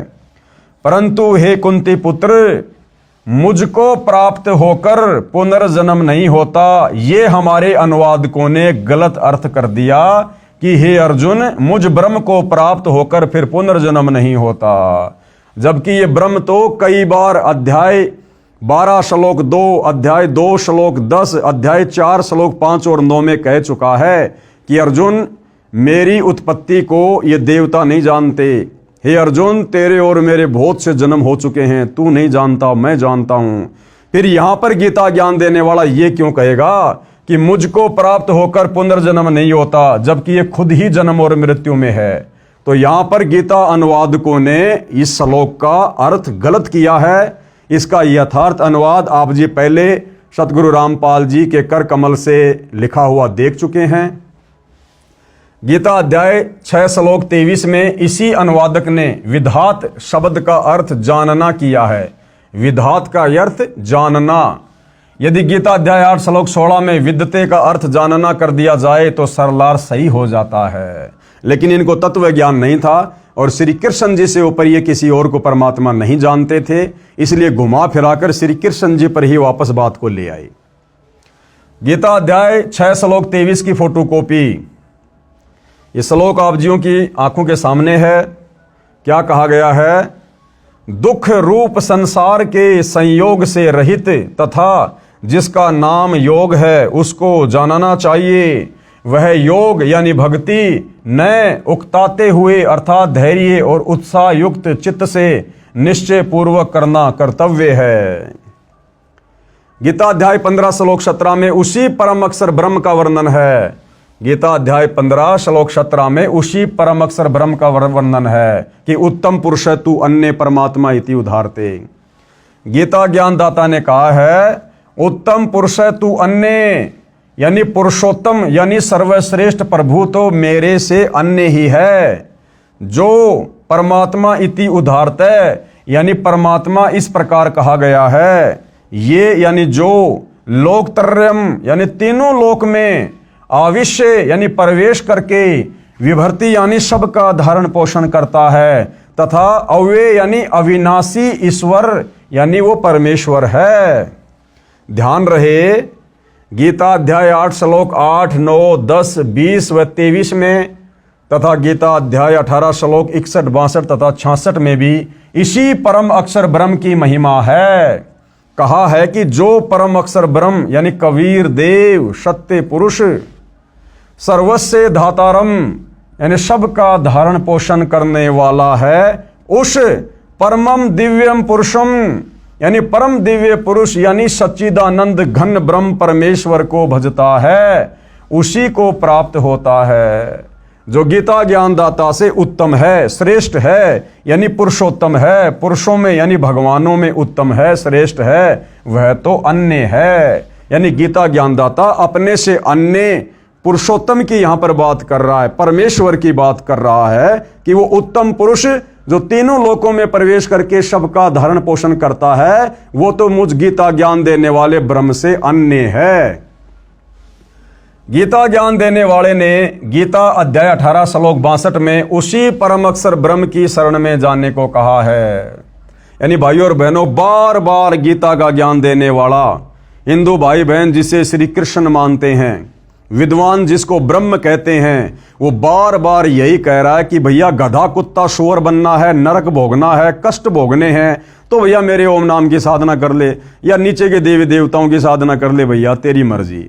और अगर तुझे परम शांति चाहिए, जन्म मरण से छुटकारा चाहिए, सतलोक में जाना है, तो भैया उस परम अक्षर ब्रह्म की भक्ति कर ले। और उस परम अक्षर ब्रह्म की भक्ति तुझे तत्वदर्शी संत बताएगा, उसकी शरण में जा। इसके अलावा और कोई ऑप्शन धरती पर नहीं है। उस परम अक्षर ब्रह्म की भक्ति का मंत्र गीता अध्याय 17 श्लोक 23 में बताया है। अब उस परम अक्षर ब्रह्म सत्य पुरुष कबीर देव की भक्ति का, उसके सतलोक में जाने का मंत्र गीता अध्याय 17 श्लोक नंबर 23 में बताया है। ओम तत् सत इति निर्देश ब्रह्मण त्रिविध समर्थ, कहा है कि ओम तत् सत इति निर्देश, यानी केवल ये 3 मंत्र के जाप का ही निर्देश है। ओम तत् सत, ये ओम तो सीधा सीधा भाई और बहनों गीता ज्ञान देने वाले काल ब्रह्म का है, जो आपने पहले गीता अध्याय 8 श्लोक नंबर 13 में पढ़ा। खुद ये ब्रह्म कह रहा है कि ओम इति एक अक्षर माम ब्रह्म अनुस्मरण ये परियाति तजन देहम शयाति परमाम गतम, कि भाई अर्जुन, मेरे ब्रह्मलोक में जाने का मैं जितना तुझे सुख दे सकता हूं थोड़े बहुत समय के लिए, उसके लिए मेरी भक्ति का केवल एक ओम मंत्र है। उस ओम मंत्र का जाप करके तो भाई मेरे ब्रह्मलोक में आ सकता है, लेकिन मेरा ब्रह्मलोक भी परमानेंट नहीं है, उसका भी विनाश होता है। और ब्रह्मलोक में रहने वाले साधक का भी विनाश होता है, वो भी जन्म और मृत्यु में आता है। तो ये ओम तो सीधा सीधा गीता का ज्ञान देने वाले इस ब्रह्म का मंत्र है। ये तत् और सत, ये उस परम अक्षर ब्रह्म का मंत्र है, सतलोक जाने का मंत्र है। लेकिन कोई भाई ओम तत् सत करने लग जाए, ये कोई भक्ति नहीं है, ये कोई मंत्र नहीं है। ओम तो सीधा सीधा इस ब्रह्म का मंत्र है। तत् और सत ये सांकेतिक है। ये तत् का मतलब क्या है, इस तत् के अंदर कौन कौन से मंत्र हैं, सत के अंदर कौन कौन से मंत्र हैं, ये जानकारी भाई तत्वदर्शी संत देगा। इसीलिए तो कहा गीता ज्ञानदाता ने कि भैया मुझे तो तत्व ज्ञान नहीं है, मुझे ओम तत्सत की पूर्ण जानकारी नहीं है। उसके लिए गीता अध्याय 4 श्लोक नंबर 34 में खुद गीता ज्ञान देने वाला ब्रह्म कह रहा है कि तू तत्वदर्शी संतों की खोज कर, भली भांति उनको दंडोत प्रणाम कर, कपट छोड़कर सरलता पूर्वक व्यवहार कर, दंडोत प्रणाम कर, फिर वो तत्वदर्शी महात्मा तुझे तत्व ज्ञान का उपदेश करेगा। तब तुझे पता चलेगा कि ओम तत् सत का रहस्य क्या है, ये ओम तत् सत मिलकर फिर क्या मंत्र बनता है और किस विधि से इसका जाप किया जाता है। कहा है कि ओम तत् सत इति निर्देश ब्रह्मणे त्रिविध समर्थे, ब्रह्मण यानी उस पूर्ण ब्रह्म परमात्मा अक्षर पुरुष की भक्ति करने का मंत्र, उसको सुमरण करने का मंत्र। ब्रह्मणा तेन वेदा च यज्ञा च विहिता पुरा, अर्थात सच्चिदानंद घन ब्रह्म यानी परम अक्षर ब्रह्म की भक्ति का ओम तत् सत यह मंत्र है। इसका 3 विधि से सुमरण कहा है, यानी इसका 3 विधि से जाप होता है। अब वो जाप भाई और बहनों तत्वदर्शी संत ही बता सकता, धरती पर किसी और के पास नहीं है, केवल सतगुरु रामपाल जी ही बता सकते हैं। इसका 3 विधि से सुमरण होता है। सृष्टि के आदि में यानी सृष्टि की शुरुआत में यानी सतयुग के आदि शुरू में विद्वान पुरुष जो ज्ञान में अब गीता रूप में बता रहा हूं, इसी आधार से अपनी धार्मिक क्रिया किया करते थे। यानी सतयुग की शुरुआत में जो विद्वान पुरुष थे, जो भगत थे, साधक थे, ऋषि महात्मा थे, वो इन्हीं 3 मंत्रों का जाप किया करते थे, तत्वदर्शी संत से लेकर। और ये परम अक्षर ब्रह्म, ये सत्य पुरुष, ये कबीर परमात्मा चारों युगों में आते हैं, तत्वदर्शी संत की भूमिका करते हैं। कबीर परमात्मा जी अपनी वाणी में कहते हैं, सतयुग में सत सुकृत कह टेरा, और त्रेता नाम मुनिंदर मेरा, द्वापर में करुणा में कहाया, कलयुग में नाम कबीर धराया। कबीर जी कहते हैं कि मैं सतयुग में आता हूं इन्हीं 3 मंत्रों का रहस्य बताने, तत्वदर्शी संत बनकर। उस समय सतयुग में मेरा नाम होता है सत सुकृत ऋषि। सतयुग में सत सुकृत कह टेरा, यानी सत सुकृत ऋषि के नाम से जाना जाता हूं। और त्रेता नाम मुनिंदर मेरा, और फिर मैं त्रेता में आता हूं तत्वदर्शी संत बनकर, सबको ज्ञान समझाता हूं, इन्हीं 3 मंत्रों का ओम तत्सत का रहस्य बताता हूं। तो त्रेता युग में परमात्मा कह रहे हैं मेरा नाम रहता है मुनिंदर ऋषि, और द्वापर में फिर तत्वदर्शी संत बनकर आता हूं, इसी ज्ञान का प्रचार करता हूं, इन्हीं 3 मंत्रों का ओम तत्सत का रहस्य उजागर करता हूं। उस समय मेरा नाम रहता है करुणा में, और कलयुग में नाम कबीर धराया। और 650 साल पहले बनारस के काशी में स्वयं कबीर परमात्मा जी आए थे, और उन्होंने यही सारा ज्ञान अपने 64 लाख भक्तों को दिया था। तो भाइयों और बहनों, इन्हीं मंत्रों से हमारी मुक्ति होगी, और इन्हीं मंत्रों से हमें सतलोक प्राप्त होगा। और ये मंत्र किस विधि से जाप होंगे, इन मंत्रों के अंदर कंप्लीट मंत्र और क्या क्या हैं, ये तो खाली सांकेतिक हैं, कोड वर्ड में है, वो सारी जानकारी केवल तत्वदर्शी संत ही बताएगा, केवल सतगुरु रामपाल जी ही बता सकते हैं। इसका 3 विधि से स्मरण कहा है, यानी सुमरण जाप कहा है। सृष्टि के आदि में, यानी सतयुग के आदि यानी शुरू में विद्वान पुरुष जो ज्ञान मैं अब गीता रूप में बता रहा हूं, इसी आधार से अपनी धार्मिक क्रिया किया करते थे। उसी परमेश्वर ने वेद व यज्ञ तथा ब्राह्मणों की उत्पत्ति की, यानी यज्ञों धार्मिक अनुष्ठानों का यथार्थ ज्ञान यानी तत्व ज्ञान उस ब्रह्म ने, यानी सच्चिदानंद घन ब्रह्म ने बताया। यानी भक्ति में हर प्रकार से धर्म कर्म की जानकारी, यज्ञों की जानकारी, वह परम अक्षर ब्रह्म स्वयं ही हर युग में तत्वदर्शी संत की भूमिका निभाते हुए हम जीवों को बताते हैं। और जो इस आधार से भक्ति करता है, वही आत्मा यहां पर भक्ति के सर्व लाभ प्राप्त करता है, जिसका विशेष प्रमाण गीता अध्याय 4 श्लोक 32 में है। एवं बहुविधा यज्ञा वितता ब्रह्मणे मुखे, कर्म जान विदितान सर्वान एवं ज्ञात्वा विमोक्षे। अर्थात ब्रह्मणे यानी सच्चिदानंद घन ब्रह्म, यानी कबीर परमात्मा। सच्चिदानंद घन ब्रह्म का मतलब है कबीर जी, परम अक्षर ब्रह्म, उत्तम पुरुष। अर्थात सच्चिदानंद घन ब्रह्म यानी परम अक्षर ब्रह्म ने मुखे यानी अपने मुख कमल से जो वाणी बोली, उस वाणी में बहुत प्रकार के यज्ञ यानी धार्मिक अनुष्ठानों की जानकारी दी है। जो साधना बताई है वह कर्म करते करते की जा सकती है, यानी कार्य करते करते ये भक्ति की जा सकती है। इस भक्ति को करने के लिए जंगल में जाने की, गुफाओं में बैठने की, अन्य कोई हट करने की, तपस्या करने की, व्रत करने की, पैदल जाने की कोई आवश्यकता नहीं है। जो सत भक्ति परम अक्षर ब्रह्म तत्वदर्शी संत का रूप धारण करके हमें इस पृथ्वी पर बताते हैं, ये बहुत ही सरल और सहज भक्ति है। नाम उठत नाम बैठत नाम सोवत जाग बे, नाम खाते नाम पीते नाम शेती लाग बे। अपना कार्य करते करते हम ये भक्ति कर सकते हैं। माता बहनें झाड़ू निकालते निकालते, खाना बनाते बनाते उन मंत्रों का जाप कर सकती हैं। किसान खेत में हल चलाते चलाते, मजदूर अपनी मजदूरी करते करते इन मंत्रों का जाप कर सकता है। ड्राइवर गाड़ी चलाते चलाते इन मंत्रों का मन ही मन में जाप कर सकता है। ये इतनी आसान और इतनी सरल भक्ति है। ना इसमें विशेष कोई पहनावे की जरूरत है, ना विशेष कोई खान पान की जरूरत है, ना विशेष कोई आसन लगाने की जरूरत है। बहुत ही सहज भक्ति है। वह सूक्ष्म वेद यानी तत्व ज्ञान है, उसको जानकर तू कर्म बंधन से सर्वदा मुक्त हो जाएगा, यानी पूर्ण मोक्ष प्राप्त करेगा। यानी इस 21 ब्रह्मांड के स्वामी काल ब्रह्म ने हमारे ऊपर जो दुनिया भर के ये कर्म बंधन लगा रखे हैं, हमें इन कर्मों के बंधनों में जकड़ रखा है। इस भक्ति के करने से ही हम इस काल के द्वारा लगाए गए कर्म बंधनों से सर्वदा मुक्त हो सकते हैं। अन्य जितनी भी साधनाएं संसार में प्रचलित हैं, उन साधनाओं से हम उल्टा कर्म बंधनों में जकड़े जाएंगे। सावधान, पूज्य गुरुदेव भगवान हमें सावधान कर रहे हैं कि भाई सावधान रहना। गीता अध्याय 4 श्लोक 32 में ब्रह्मण्य शब्द है।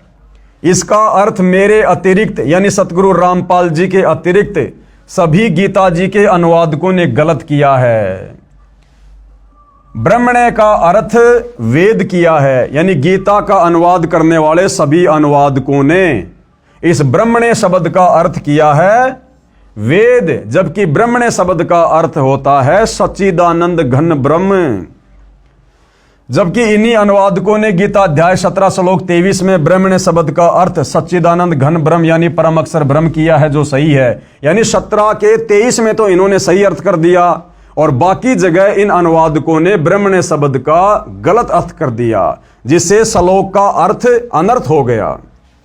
इससे सिद्ध हुआ कि सूक्ष्म वेद यानी संपूर्ण अध्यात्म ज्ञान, जिसे तत्व ज्ञान कहा जाता है, वह परम अक्षर ब्रह्म ने कहा है और वर्तमान में वह तत्व ज्ञान सतगुरु रामपाल जी कह रहे हैं। ध्यान रहे, गीता ज्ञान देने वाले को उस तत्व ज्ञान की जानकारी नहीं है। अब बताओ, जब गीता का ज्ञान देने वाले इस ब्रह्म को भी तत्व ज्ञान की जानकारी नहीं है, बाकी 21 ब्रह्मांड में भाई फिर दुर्गा इस काल के नीचे है, उसको कहां से तत्व ज्ञान होगा? दुर्गा से उत्पन्न तीनों उसके पुत्र ब्रह्मा विष्णु महेश, उनको कहां से तत्व ज्ञान होगा? ब्रह्मा जी से चारों वेद लेकर मनु ने आगे समाज में उतार दिए, बताओ फिर मनु को कहां से तत्व ज्ञान हो जाएगा? फिर ये वर्तमान के आचार्य शंकराचार्य संत महंत कथावाचक जिन्होंने धर्म को धंधे में तब्दील कर दिया, भला फिर इनको कहां से तत्व ज्ञान हो जाएगा? तो भाइयों और बहनों, विचारणीय विषय है। जो तत्व ज्ञान 21 ब्रह्मांड के नकली भगवान इस काल ब्रह्म को जो गीता का ज्ञान दे रहा है, इसको भी नहीं है, तो फिर सतगुरु रामपाल जी कौन है जो तत्व ज्ञान दे रहे हैं इसी के 21 ब्रह्मांड में आकर? ये स्वयं परम अक्षर ब्रह्म है, सत्य पुरुष है, सच्चिदानंद घन ब्रह्म है, कबीर देव है, जो तत्वदर्शी संत की भूमिका में आज हमारे समक्ष प्रकट हैं। भाई मौका है, फायदा उठाया जाए तो उठा लेना। ध्यान रहे, गीता ज्ञान देने वाले को उस तत्व ज्ञान की जानकारी नहीं है, इसीलिए तो गीता अध्याय 4 श्लोक 34 में किसी तत्वदर्शी संत से जानने को कहा है। अगर गीता के ज्ञान देने वाले ब्रह्म को तत्व ज्ञान होता तो गीता अध्याय 4 श्लोक नंबर 34 में अर्जुन को यह नहीं कहता कि अर्जुन उस तत्व ज्ञान की जानकारी के लिए तो किसी तत्वदर्शी संत की खोज कर ले। अगर इसको खुद को तत्व ज्ञान होता, एक श्लोक और बोल देता। कौन सा स्याही कम पड़ रही थी, कौन सा जो है कागज की कमी पड़ रही थी, लेकिन इसके पास भी वो कंप्लीट तत्व ज्ञान नहीं है। इसीलिए तो तत्वदर्शी संत की शरण में जाने के लिए अर्जुन को कह रहा है। इसीलिए तो गीता अध्याय 4 श्लोक 34 में किसी तत्वदर्शी संत से जानने को कहा है। सूक्ष्म वेद मुझ दास यानी रामपाल दास के पास है। ये तत्व ज्ञान, ये 5वें वेद का ज्ञान केवल वर्तमान में पृथ्वी पर एकमात्र तत्वदर्शी संत सतगुरु रामपाल जी के पास है, जिसमें लिखा है कि परम अक्षर ब्रह्म यानी सत्य पुरुष ने यह तत्व ज्ञान सूक्ष्म वेद यानी गीता ज्ञान दाता क्षर पुरुष यानी क्षर ब्रह्म, जिसे काल ब्रह्म भी कहा जाता है, के अंतःकरण यानी आत्मा में भेजा था, ईमेल किया था। भाइयों और बहनों, आध्यात्मिक साइंस सबसे सुप्रीम साइंस है। हमारी यहाँ की साइंस तो 3rd ग्रेड की है। यहाँ की साइंस से लाखों गुना उत्तम साइंस तो देवताओं की है, और देवताओं से भी अरबों खरबों ज्यादा उत्तम साइंस बढ़िया परम अक्षर ब्रह्म की है, शतलोक में है। तो परमेश्वर ने जब इस काल ब्रह्म को दुर्गा समेत और हम सभी आत्माओं समेत शतलोक से निष्कासित कर दिया था 21 ब्रह्मांडों सहित, उसके बाद परमेश्वर जी ने ये सूक्ष्म वेद वाला ज्ञान इस काल ब्रह्म ज्योति निरंजन के अंतःकरण में डाल दिया था। अंतःकरण में एक आध्यात्मिक साइंस है भाइयों और बहनों, धीरे धीरे समझ में आएगी जब हम सतगुरु रामपाल जी के सत्संग सुनना शुरू करेंगे। दास ने आपको पिछले वीडियो में बताया था कि जब इस काल ब्रह्म ने उस ज्ञान को देखा पढ़ा तो इसको चिंता हो गई कि इसमें तो मेरी सारी सच्चाई बोल रखी है। अगर ये सच्चाई नीचे 21 ब्रह्मांड के इन प्राणियों को पता चल गई तो भैया कोई भी मेरी भक्ति नहीं करेगा, और फिर मैं खाऊंगा क्या, मेरे भोजन का क्या होगा। क्योंकि इसको श्राप लगा हुआ है परम अक्षर ब्रह्म की तरफ से, जो गलती इसने सतलोक में की थी कि तू प्रतिदिन 1 लाख मानव शरीरधारी स्त्री पुरुषों के सूक्ष्म शरीर की वासना खाएगा, उनका मैल खाएगा, वो गंदगी खाएगा। इसलिए अपने भोजन के लिए, अपनी भूख शांत करने के लिए इसकी मजबूरी बन गई भाइयों और बहनों हमें मनुष्य जन्म देना। और ये किसी के सामने प्रकट नहीं होता, इसका विकराल चेहरा है, काल इसका नाम है, इसकी भुंडी शकल बताई गुरुदेव भगवान ने। इसलिए ये अपने तीनों पुत्रों ब्रह्मा विष्णु महेश को भी दर्शन नहीं देता, उनसे भी छुपकर 21वें ब्रह्मांड में ब्रह्मलोक में रहता है, और अपने तीनों पुत्रों ब्रह्मा विष्णु महेश को मूर्ख बना रखा है। इन्हीं के माध्यम से अपने भोजन की व्यवस्था करवा रहा है। श्री ब्रह्मा जी से रजोगुण के प्रभाव से जीवों की उत्पत्ति करवाता है, और श्री विष्णु जी से सतोगुण के प्रभाव से एक दूसरे को मोह माया में जकड़ के रखता है घर परिवार में, और श्री शंकर जी के तमोगुण के प्रभाव से आपस में मन मुटाव करवा के, लड़ाई झगड़ा करवा के, एक्सीडेंट करवा के हमारी मृत्यु करवा देता है। और अपने भोजन की इस प्रकार से इसने व्यवस्था कर रखी है। तो जब उस परम अक्षर ब्रह्म ने, सत्य पुरुष ने, कबीर देव ने जब इसको सतलोक से बाहर निकाला था, उसके बाद इसके अंतःकरण में ये सारा का सारा ज्ञान फीड कर दिया। जब इसने वो ज्ञान देखा तो इसको चिंता बन गई कि भैया ये तो बात बिगड़ेगी, तेरे बारे में तो सारी सच्चाई लिखी हुई है, तो तेरी भूख कैसे मिटेगी। तो इसने क्या किया भाइयों और बहनों, जल्दबाजी में इसने वो मुख्य ज्ञान जो मुक्ति का था, मोक्ष का था, वो ज्ञान इसने जल्दबाजी में नष्ट कर दिया, और बाकी ज्ञान वेद रूप में अपने बड़े पुत्र ब्रह्मा जी को समुद्र मंथन के दौरान दे दिया। ब्रह्मा जी ने वो ज्ञान आगे अपने वंशजों को दे दिया, मनु को दे दिया, मनु ने फिर आगे आम समाज में उतार दिया, और फिर आज से लगभग 5500 वर्ष पहले द्वापर में वेद व्यास जी को दिव्य दृष्टि देकर उस ज्ञान को जो का त्यों वेदों के रूप में लिपिबद्ध करवा दिया, जो वेद आज आम समाज में है। तो गुरुदेव भगवान क्या कह रहे हैं कि वो सूक्ष्म वेद वाला ज्ञान, जो ज्ञान इन चारों वेदों में नहीं है, जिस ज्ञान को इस काल ब्रह्म ने नष्ट कर दिया था, वो सूक्ष्म ज्ञान देने के लिए वो परम अक्षर ब्रह्म, वो कबीर परमात्मा फिर सतलोक से चलकर स्वयं धरती पर तत्वदर्शी संत के रूप में प्रकट होता है। इसलिए कहा है कि 21 ब्रह्मांड में किसी के पास वो मुक्ति का ज्ञान नहीं है, मुक्ति का मार्ग नहीं है, तत्व ज्ञान नहीं है। अब सतगुरु रामपाल जी क्या कह रहे हैं कि सूक्ष्म वेद मुझदास रामपाल दास के पास है। तो भाइयों और बहनों आप विचार कर लेना, सतगुरु रामपाल जी कौन है जिनके पास सूक्ष्म वेद है, सूक्ष्म ज्ञान है।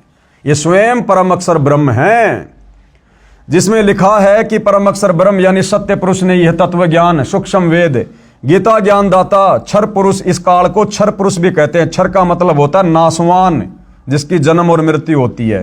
क्षर पुरुष यानी क्षर ब्रह्म, जिसे काल ब्रह्म भी कहा जाता है, इसके अंतःकरण में, इसकी आत्मा में भेजा था, ईमेल किया था, उसने अपने श्वासों द्वारा बाहर निकाल कर पढ़ा। इसने देखा कि इसमें परम अक्षर ब्रह्म का ज्ञान है, यानी सतलोक का ज्ञान है, इसमें तो पूर्ण परमात्मा का भी ज्ञान है, वहां का सुख तथा यहां काल लोक का दुख लिखा है। इसने विचार किया कि यदि मेरे 21 ब्रह्मांडों में रहने वाले प्राणियों को सत्यलोक के सुख का तथा उसमें जाने वाली भक्ति का पता चला तो सब भाग जाएंगे, मेरी सुधा यानी भूख कैसे शांत होगी। इस डर से इसने वह ज्ञान सूक्ष्म वेद से निकाल दिया और शेष ज्ञान समुद्र में छुपा दिया, जो आगे चलकर इसके बड़े पुत्र ब्रह्मा को प्राप्त हुआ। सूक्ष्म वेद के अनुसार सागर मंथन के समय 4 वेद निकाले, वे ब्रह्मा जी ने पढ़े। फिर यही वेद ज्ञान काल ब्रह्म ने ब्रह्मा का रूप धारण करके सूर्य देव को बताया। सूर्य देव कौन? ये आग का गोला नहीं, इस आग के गोले सूर्य के ऊपर जिस देव का कंट्रोल है, आधिपत्य है, वो सूर्य देव जो मनुष्य रूप में है, देव रूप में है। जिस प्रकार भाइयों और बहनों परिवहन मंत्री होता है, तो परिवहन मंत्री कोई परिवहन का साधन थोड़ी होता है, कोई बस थोड़ी होती है, कोई ट्रक थोड़ी होता है। परिवहन मंत्री मतलब वो एक व्यक्ति है, इंसान है, जो परिवहन के साधनों पर कंट्रोल रखता है। इसी प्रकार सूर्य देव एक देवता अलग है, और ये जो सूर्य है, आग का गोला, ये एक अलग है। फिर यही वेद ज्ञान काल ब्रह्म ने ब्रह्मा का रूप धारण करके सूर्य देव को बताया। सूर्य ने अपने पुत्र ऋषि स्वयंभू मनु को चारों वेदों वाला ज्ञान बताया। वह सतयुग का समय था। फिर इस काल ब्रह्म ने ब्रह्मा रूप धारण करके सूर्य ऋषि को बताया। गीता अनुसार गीता ज्ञान देने वाले काल ब्रह्म ने वेद ज्ञान सूर्य से कहा। सूर्य ने अपने पुत्र मनु को बताया। मनु ने अपने पुत्र इक्ष्वाकु को बताया। फिर कुछ राज ऋषियों ने सुना। 4 युग, सतयुग जो 17,28,000 वर्ष का है, त्रेता युग जो 12,96,000 वर्ष का समय है, द्वापर युग जो 8,64,000 वर्ष का समय है, और कलयुग जो 4,32,000 वर्ष का समय है। विशेष इससे दास ये सिद्ध करना चाहता है कि जिस समय श्रीमद् भगवत गीता का ज्ञान अर्जुन को बताया, उस समय सतयुग त्रेता युग पूरे जा चुके थे। यानी भाइयों और बहनों, जिस समय इस काल ब्रह्म ने महाभारत के युद्ध में, कुरुक्षेत्र के मैदान में ये गीता जी का ज्ञान बोला था, उससे पहले तो सतयुग 39 लाख वर्ष बीत चुका था। और ये ज्ञान भाइयों और बहनों सतयुग में 1 लाख वर्ष के बाद धीरे धीरे नष्ट होना शुरू हो गया था ये वेद ज्ञान। अब ये बीच में कितना गैप हो गया, लगभग 38 लाख वर्ष तक दुनिया वेदों के अनुसार नहीं बल्कि मनमाना आचरण करती हुई आ रही है। और अब सतगुरु रामपाल जी उसी वेद ज्ञान को, इसी गीता जी के ज्ञान को जब यथार्थ रूप में समाज में उतार रहे हैं, तो लोगों को स्वीकार करने में बड़ी दिक्कत आ रही है, क्योंकि लोग लोक वेद पर ज्यादा आधारित हो गए, कहीं सुनी बातों पर ज्यादा विश्वास करने लग गए, और कहते हैं कि संत रामपाल जी को क्या पता, ये तो कल आए हैं, ये हमारे बड़े बड़े साधु संत महात्मा ऋषि आचार्य शंकराचार्य जैसे चले गए, क्या उनको ज्ञान नहीं था? तो भाइयों और बहनों, किसको कितना ज्ञान था, ये सारी बातें आप जी इन वीडियो में देख रहे हैं। इस पवित्र पुस्तक हिंदू साहिबान नहीं समझे गीता वेद पुराण अपनी आंखों से देख रहे हैं। तो वर्तमान में सतगुरु रामपाल जी को, जो कि ये वेद ज्ञान, ये गीता ज्ञान, ये प्राय लुप्त हो चुका है। लोग शास्त्र विरुद्ध साधना को सत्य मानकर उस पर आरूढ़ हो चुके हैं। अब आम समाज में इस सत्य ज्ञान को उतारने में थोड़ी कठिनाई आ रही है, लेकिन भाइयों और बहनों, ये कलयुग की बिचली पीढ़ी है। सभी को परमात्मा ने अक्षर ज्ञान युक्त कर दिया है, सभी को शिक्षित कर दिया है, सभी सदग्रंथों का अनेक भाषाओं में ट्रांसलेट करवा दिया गया है। बुद्धिमान समाज है और अवश्य इस सच्चाई को स्वीकार करेगा, भले ही थोड़ा समय लगे। इससे दास ये सिद्ध करना चाहता है कि जिस समय श्रीमद् भगवत गीता का ज्ञान अर्जुन को बताया, यानी लगभग 5,500 वर्ष पहले द्वापर में, उस समय सतयुग त्रेतायुग पूरे जा चुके थे तथा द्वापर युग मात्र 100 वर्ष शेष था। वेद ज्ञान काल ब्रह्म ने सूर्य देव को दिया। सूर्य ने अपने पुत्र वैश्वत मनु जी को सतयुग के प्रारंभ में दिया।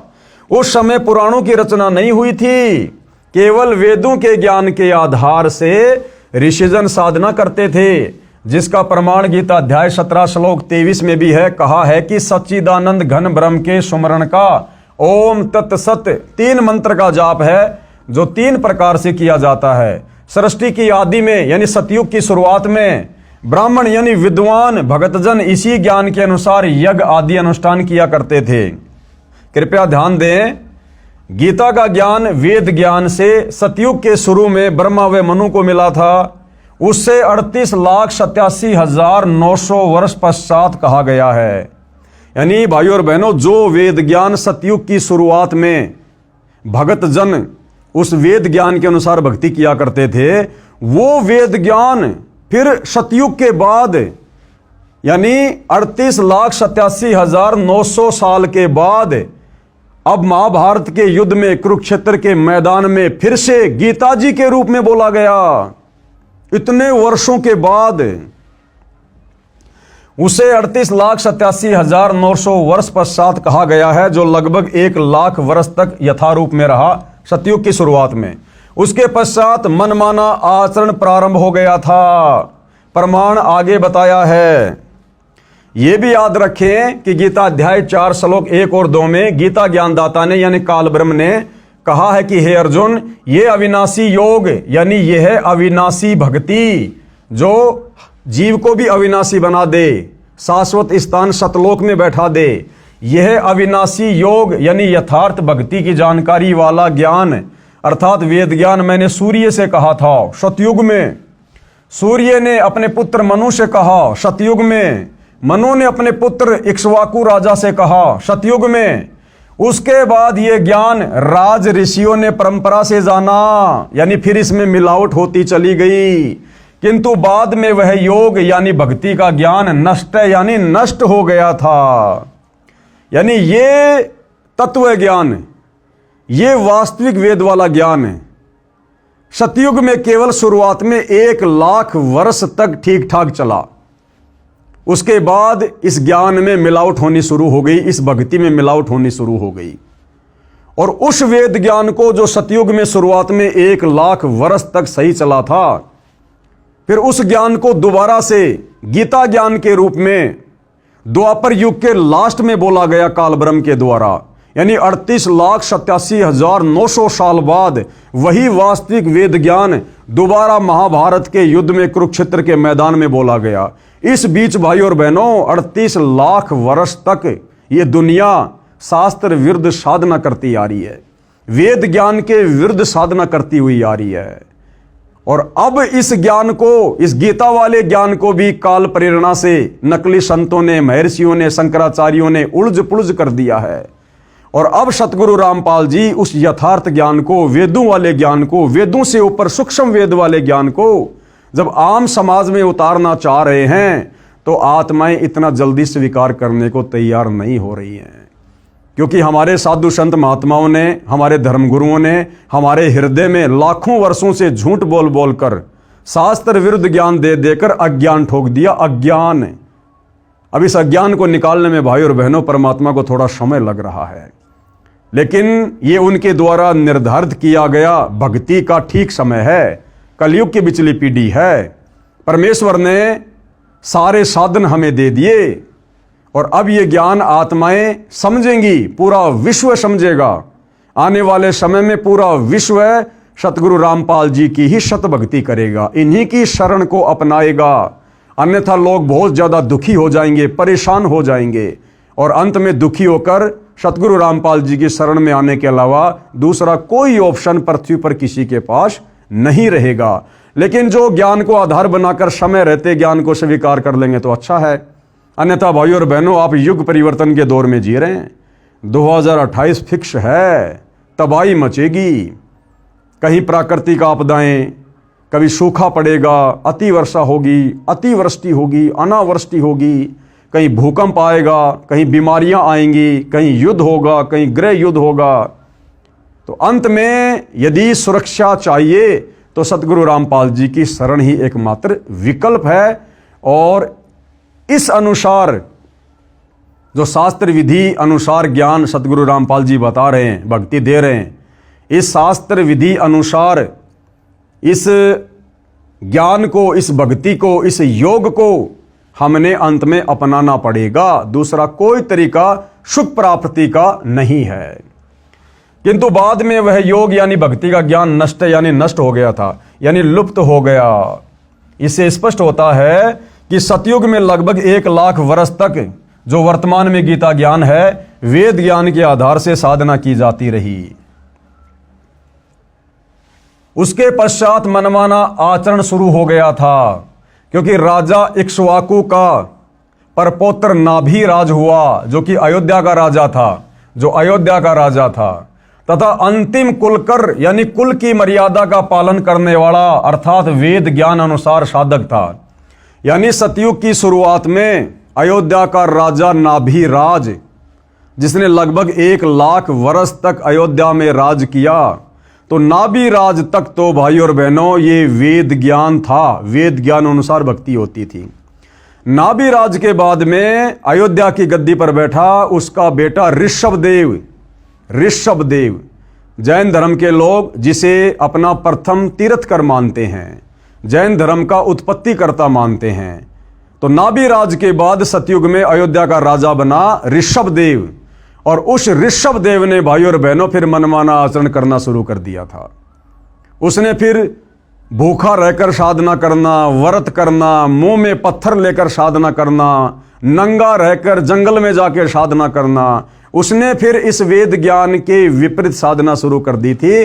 और उसी समय से यानी सतयुग 1 लाख वर्ष बीतने के बाद से लेकर वर्तमान समय तक, जब तक सतगुरु रामपाल जी ने सन 1994 से वापस ये यथार्थ शत भक्ति देनी शुरू नहीं की थी, तब तक भाई और बहनों ये दुनिया मनमाना आचरण करती हुई आ रही है। क्योंकि राजा इक्ष्वाकु का परपोत्र नाभिराज हुआ, जो अयोध्या का राजा था तथा अंतिम कुलकर यानी कुल की मर्यादा का पालन करने वाला अर्थात वेद ज्ञान अनुसार साधक था। उसके बाद नाभिराज का पुत्र राजा ऋषभदेव हुआ, जो जैन धर्म का प्रथम तीर्थकर हुआ, जिसने शास्त्र विधि त्याग कर मनमाना आचरण करके साधना की, भक्ति की। प्रश्न 6, अब किसी ने सवाल किया है पुराण कैसे बने, कि इन पुराणों की रचना कैसे हुई है। इन पुराणों की रचना भी भाई और बहनों मनमाने तरीके से हुई है, मनमाने तरीके से। पुराणों में भी यथार्थ भक्ति नहीं है। उत्तर कृपया ध्यान दें, यह वेद ज्ञान यानी जो गीता में बताया गया है सतयुग के प्रारंभ में यानी शुरुआत में, यानी लगभग 1 लाख वर्ष सतयुग बीत जाने के बाद ही समाप्त हो गया था। इसका प्रमाण कहां है? इसका प्रमाण है जैन संस्कृति कोश, यानी जैन समाजियों की एक पुस्तक है जैन संस्कृति कोश नामक पुस्तक, जिसके लेखक हैं प्रोफेसर भागचंद जैन भास्कर, सन्मति प्राच्य शोध संस्थान नागपुर कला एवं धर्म शोध संस्थान वाराणसी। इसके प्रकाशक हैं डॉक्टर प्रेम शंकर द्विवेदी। डॉक्टर भागचंद्र जैन भास्कर के पेज नंबर 176 पर लिखा है कि इक्ष्वाकु के वंश में राजा नाभिराज हुए, उनके पुत्र ऋषभदेव जी हुए जो अयोध्या के राजा थे। ऋषभदेव राज त्याग कर 1 वर्ष तक निराहार रहे, यानी भूखे रहे, व्रत किया। अब ये व्रत करना ना गीता में है ना वेद में है। तो ये राजा ऋषभदेव से पाखंड इस भक्ति में शुरू हो चुका था, मनमानी भक्ति इन्होंने करनी शुरू कर दी थी। यानी कुछ नहीं खाया, फिर जंगल में चले गए, 1000 वर्ष तक घोर तप किया। अब ये घोर तप करना ना गीता में लिखा है ना वेदों में। गीता जी तो मना कर रही है कि जो साधक तप करते हैं वो शरीर में विराजमान परमात्मा को और शरीर के कमल चक्रों में विराजमान देवताओं को भी दुखी करते हैं, वो तो राक्षस स्वभाव के जान, और उनको तो मैं घोर नरक में डालता हूं। अब बताओ, सतयुग में राजा ऋषभदेव ने उस समय यह तप करना शुरू कर दिया था, वेद विरुद्ध साधना। 1000 वर्ष तक घोर तप किया, जो जैन धर्म के प्रथम तीर्थकर हुए। इसके पश्चात धर्म देशना यानी नाम दीक्षा देने लगे, मनमुखी रूप से नाम देने लगे। और प्रथम नाम उपदेश उस ऋषभदेव ने अपने पुत्र यानी भरत के पुत्र मरीचि को दी। किसको दी? अपने पुत्र भरत के पुत्र मरीचि को दी। इसी मरीचि को वैदिक धर्म का प्रवर्तक माना जाता है। यही आत्मा आगे चलकर जैन धर्म का 24वां तीर्थकर महावीर जैन बना। अब बताओ, ऋषभदेव ने अपने पोते मारीचि को नाम दीक्षा दी, और ऋषभदेव खुद वेद ज्ञान के विरुद्ध साधना करने लग गया था। तो जिसको वो नाम उपदेश देगा वो भी तो वही साधना करेगा वेद विरुद्ध। तो अपने पुत्र मारीचि को उसने प्रथम नाम दिया, और वही मारीचि वाली आत्मा आगे चलकर लाखों वर्ष बाद जैन धर्म का 24वां तीर्थकर महावीर जैन हुआ। तो बताओ भाई और बहनों, जब सतयुग में जैन धर्म के प्रवर्तक ऋषभ देव ने ही वेद विरुद्ध साधना शुरू कर दी थी। तो जैन धर्म के 24वें तीर्थकर महावीर स्वामी के पास, महावीर जैन के पास भला वेद अनुसार साधना कहां से होगी? और जब आप पढ़ेंगे जैन समाज की पुस्तक आओ जैन धर्म को जाने, उसमें साफ साफ लिखा है कि महावीर जैन ने अपने जीवन काल में 363 पाखंड मत चलाए।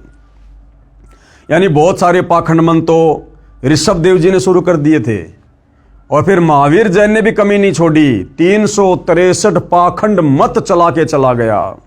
नंगा रहना, मुंह पे पट्टी बांधना, प्याज लहसुन नहीं खाना, सूर्य अस्त होने से पहले भोजन कर लेना, दुनिया भर के पाखंड मत चला के निकल पड़ा। यही आत्मा आगे चलकर, कौन सी आत्मा? मारीची वाली आत्मा, जिसने ऋषभ देव से यानी अपने दादाजी से नाम उपदेश लिया था। यही आत्मा आगे चलकर जैन धर्म का 24वां तीर्थकर महावीर जैन बना। जिस साधना को श्री ऋषभ देव जी करते थे, वही साधना अपने प्रथम शिष्य मरीची को दी। आगे पढ़ोगे, मरीची यानी महावीर जैन की दुर्गति का प्रमाण। और ऋषभ देव के द्वारा बताई गई शास्त्र विरुद्ध साधना करने से उस मारीची वाले जीव की क्या क्या दुर्गति हुई, फिर कैसे कैसे उसने जीवन भोगे। आगे पढ़ोगे, मारीची यानी महावीर जैन की दुर्गति का प्रमाण है। इसे स्पष्ट है कि मनु के पुत्र इक्ष्वाकु, इक्ष्वाकु के परपोत्र नाभिराज, नाभिराज के पुत्र ऋषभदेव, ऋषभदेव जी ने सब साधना वेद विरुद्ध की, यानी वेद ज्ञान की कमी स्पष्ट है। गीता चारों वेदों का सार है। गीता अध्याय 17 श्लोक 1 और 6 में घोर तप को मनमाना शास्त्र विरुद्ध साधना कहा है। ऐसे व्यक्तियों को जो मन कल्पित घोर तप को तपते हैं, असुर यानी राक्षस स्वभाव के जान, उनको घोर नरक में डाला जाता है। फिर और नीची योनियों में, भूत पितर की, पशु पक्षियों की योनि में जाता है। कौन? जो व्यक्ति मनमाना आचरण करता है। और वर्तमान में पूरा का पूरा हिंदू समाज संत रामपाल जी के भक्तों को छोड़कर मनमाना आचरण कर रहा है। सब के सब नरक में जाने वाली साधना कर रहे हैं। गीता अध्याय 17 श्लोक 5, जो मनुष्य शास्त्र विधि से रहित केवल मनमाना, जो वेदों व गीता शास्त्रों में कहीं नहीं है, जैसे राधे राधे श्याम मिला दे, ओम नमो भागवते वासुदेवाय नमः, व्रत करना, तीर्थों पे जाना, मूर्ति बनाकर पूजना, मंदिरों में जाना, मस्जिदों में जाना, चर्चों में जाना, गुरुद्वारा बनाकर पूजा करना, तप करना, पैदल यात्रा करना, कावड़ लेके आना, ये वेदों में और गीता जी में कहीं नहीं है। ये मनमाना आचरण है, और ये मनमाना आचरण करने वाला अंत में नरक का भागी होता है, क्योंकि ये साधना वेद और गीता के विरुद्ध है। गीता अध्याय 17 श्लोक 5, जो मनुष्य शास्त्र विधि से रहित केवल मनमाना, जो वेदों व गीता शास्त्रों में नहीं कहा है, उस घोर तप को तपते हैं, तथा दंभ और अहंकार से युक्त कामना, आसक्ति, बल के अभिमान से भी युक्त हैं, यानी अहंकार भी है, मान बढ़ाई भी है, दिखावा भी है। गीता अध्याय 17 श्लोक 6, शरीर रूप से स्थित भूत समुदाय को, शरीर में असंख्यों सूक्ष्म जीव हैं, उन प्राणियों को और अंतःकरण में स्थित मुझको दुखी करने वाले यानी अधिक कष्ट देने वाले हैं, उन अज्ञानियों को तू आसुर यानी राक्षस स्वभाव वाले जान। यानी जो व्यक्ति वेद और गीता विरुद्ध साधना करता है, जो व्यक्ति तत्वदर्शी संत की शरण में आकर शास्त्र अनुकूल सत भक्ति नहीं करता, भाई गीता ज्ञानदाता कह रहा है कि वो तो राक्षस स्वभाव को धारण किया हुआ मनुष्य में नीच व्यक्ति है, उसको तो मैं घोर नरक में डालूंगा। तो आज सतगुरु रामपाल जी के पंथ में उनके भक्तों को छोड़कर 99.99% हिंदू समाज, मुसलमान समाज, सिख समाज, ईसाई समाज, पूरे विश्व के प्राणी शास्त्र विरुद्ध, वेद विरुद्ध, गीता विरुद्ध मनमाना आचरण, मनमानी भक्ति कर रहे हैं। देख लेना भैया क्या बनेगी। ऋषियों ने मनमाना आचरण तथा कुछ वेद के आधार से ओम नाम का जाप किया तथा हठ योग, घोर तप किया, समाधियां लगाई, अपनी अपनी साधना का अनुभव बताना शुरू किया, शिष्य बनाने लगे। उनको जो ज्ञान ब्रह्मा जी से सुना था वह तथा कुछ अपना अनुभव हुआ, उसको मिलाकर पुराणों की रचना की। इस प्रकार से भाइयों और बहनों ये 18 पुराणों की रचना हुई है। ये वेद अनुसार साधना तो सतयुग की शुरुआत में नष्ट हो गई थी। उसके बाद में सुना सुनाया ज्ञान और मनमानी भक्ति आगे चलने लगी। फिर आगे जितने भी बड़े बड़े साधु संत महात्मा ऋषि हुए हैं, दुर्वासा जैसे, वशिष्ठ जैसे, विश्वामित्र जैसे, मार्कंडे जैसे, इन लोगों ने कुछ एक साधना तो थोड़ी बहुत वेदों से निकाल ली और कुछ एक इन्होंने समाधि अवस्था में जो भी इनको अनुभव हुआ उसको मिलाकर गोल मटोल करके अपना अनुभव इन्होंने पुस्तकों के रूप में लिख दिया और समाज में पेश कर दिया, जिसको हम कहते हैं पुराण। तो भाइयों और बहनों, इन 18 पुराणों में जो ज्ञान वेदों से मेल खाता है, जो ज्ञान गीता जी से मेल खाता है, वो तो सत्य है, वो हमें स्वीकार्य है। और इन 18 पुराणों का जो ज्ञान वेद और गीता के ज्ञान के विरुद्ध है, वो किसी काम का नहीं है, वो कूड़ा करकट है। उनको जो ज्ञान ब्रह्मा जी से सुना था वह तथा कुछ अपना अनुभव हुआ, उसको मिलाकर पुराणों की रचना की। जो महाभारत युद्ध के बाद व्यास जी ने 4 वेदों 18 पुराणों वाला ज्ञान महाभारत ग्रंथ, जिसमें श्रीमद् भगवत गीता भी लिखी है, तथा श्रीमद् भगवत यानी सुधा सागर, जो राजा परीक्षित को ऋषि शुकदेव ने 7 दिन कथा सुनाई थी, वह ज्ञान श्रीमद् भागवत नाम से जाना जाता है। इन सब को लिपिबद्ध किया किसने? वेद व्यास जी ने कागज पर लिखा, जो आज आपके कर कमलों में है। विशेष ऋषियों ने एक दूसरे से सुना ज्ञान बताया, जिससे पवित्र पुराणों की रचना हुई। इसका प्रमाण आप देखें व पढ़ेंगे इसी पुस्तक के पेज नंबर 192 पर आगे। पर जहां शिव महापुराण की विद्वेश्वर संहिता के अध्याय 12 श्लोक 1:54 की फोटोकॉपी लगी है, वक्ता ऋषि शुत जी हैं, जो व्यास ऋषि का शिष्य है। कहा है कि मैंने जैसा व्यास जी से सुना वैसा कहता हूं। इससे सिद्ध है कि पुराणों का ज्ञान लोकवेद है, यानी सुना सुनाया ज्ञान है। कहा सुना यानी दंत कथा है, जो वेद विरुद्ध है, जिसका मुक्ति से कोई लेना देना नहीं है। प्रश्न नंबर 7, वेद, गीता तथा 18 पुराणों का ज्ञान एक समान हुआ, क्योंकि ऋषियों ने भी वेदों को पढ़ा, फिर भक्ति की, अपना अनुभव बताया, जो पुराण कहे जाते हैं। तो इसका उत्तर गुरुदेव दे रहे हैं, वेदों व पुराणों का ज्ञान एक समान नहीं है। पुराणों में कुछ ज्ञान वेदों का है, शेष ऋषियों के घर का है, जो व्यर्थ है, बेकार है, उनका खुद का अपना अनुभव है। और भक्ति मार्ग में खुद का अनुभव नहीं चलता। उदाहरण दिया गुरुदेव ने, मार्कंडे पुराण का उदाहरण दे रहे हैं गुरुदेव। अध्याय रोचे ऋषि की उत्पत्ति कथा प्रश्न 250 पर कहा है कि एक रुचि ऋषि था, जो वेदों को पढ़ता था। उसने विचार किया कि मनुष्य जीवन मोक्ष प्राप्ति के लिए मिला है, कि भाई मानव जन्म दुर्लभ है, ये मिले न बारंबार, जैसे तरवर से पत्ता टूट गिरे फिर बहुर न लगता डार। ये मनुष्य जन्म पूर्ण परमात्मा हमें केवल मोक्ष प्राप्ति के लिए, शत भक्ति के लिए देता है, कि मानव जन्म पाए कर जो नहीं रटे हरि नाम, भाई जैसे कुआ जल बिना फिर बनवाया क्या काम। तो रोचे ऋषि को इस बात का ज्ञान था कि ये जो मनुष्य शरीर है, ये केवल पूर्ण परमात्मा की सच्चे तत्वदर्शी संत से सत भक्ति लेकर मोक्ष करवाने के लिए मिलता है, कि मनुष्य जीवन मोक्ष प्राप्ति के लिए मिला है। इसलिए उसने न विवाह करवाया, न आश्रम का निर्माण किया, वेदों को जैसा समझा उसी अनुसार साधना करता था। उसकी उम्र 40 वर्ष हो गई थी। एक दिन उस ऋषि के पितामह यानी दादा तथा पर पितामह यानी उसका परदादा तथा पर पितामह का पिता यानी 3 दादाजी, एक पिता आकाश में दिखाई दिए।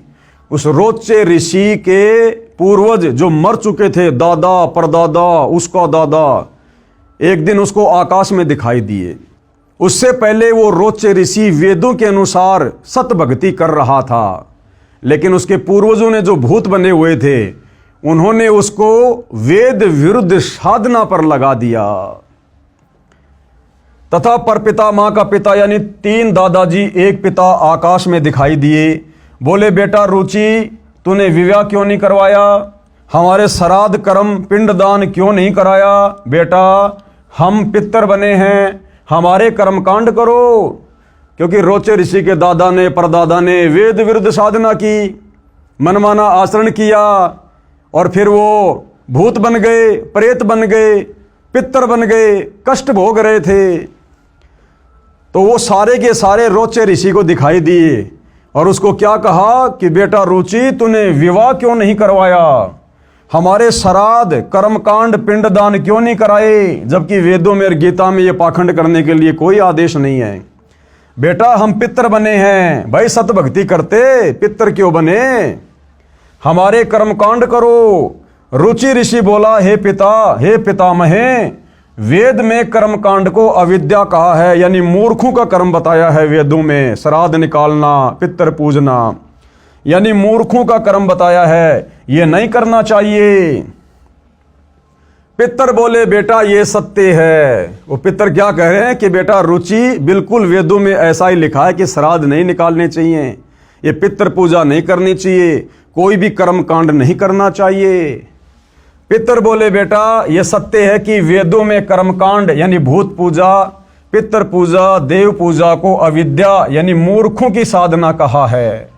आप जिस मार्ग पर लगे हो, वो पूर्वज कहने लगे कि बेटा रुचि, आप जिस मार्ग पे लगे हो ना, जो वेदों के अनुसार साधना कर रहे हो, यह मोक्ष मार्ग है। बेटा हम बहुत दुखी हैं, हमारा कर्मकांड कर, विवाह करवाओ। चारों पितर भी ऋषि थे, इन्होंने वेद विरुद्ध भक्ति की, जिस कारण से पितर योनि में कष्ट उठा रहे थे, अपना जीवन नष्ट किया, अपने बच्चों को सुमार्ग छुड़वाकर, यानी रोचे ऋषि जो वेदों के अनुसार साधना कर रहा था, सुमार्ग पर लगा हुआ था, उन पितरों ने अपने उस बच्चे का सुमार्ग छुड़वाकर कुमार्ग में धकेल दिया। उसको डरा के, धमका के, लोभ लालच दे के कि पितर तेरा ये भला कर देंगे, पितर तेरा ये कर देंगे।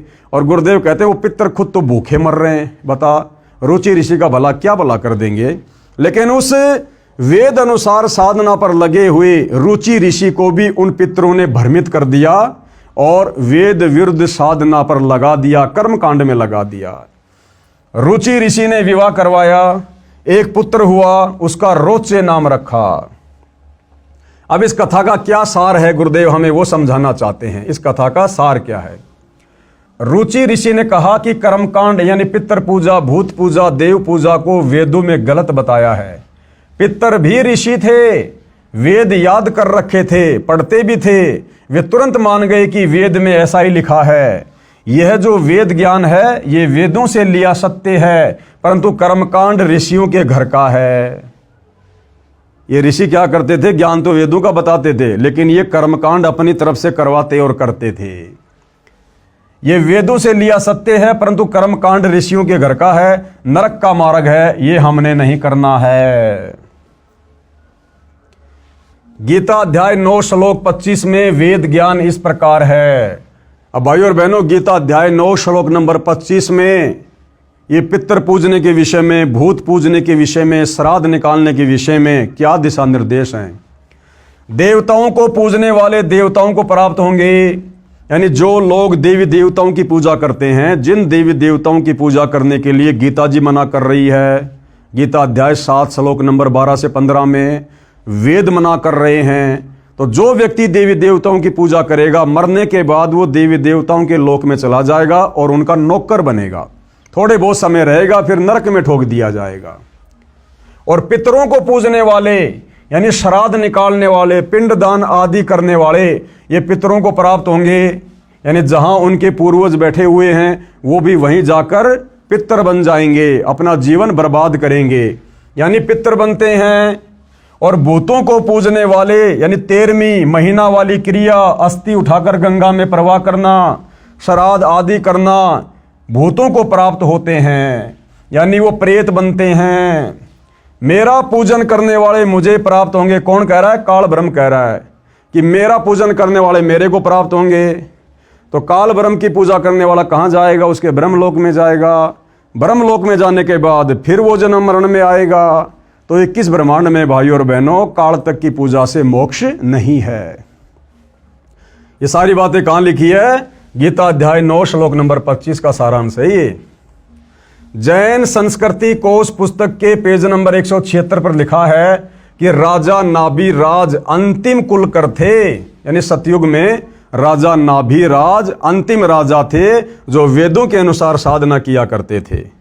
कुलकर का अर्थ है जो अपने कुल की मर्यादा के अनुसार धर्म करता था। उसके बाद तो खाली झूठी फीत लगाई थी रामचंद्र जी के नाम के आगे, पुरुषोत्तम पुरुषोत्तम।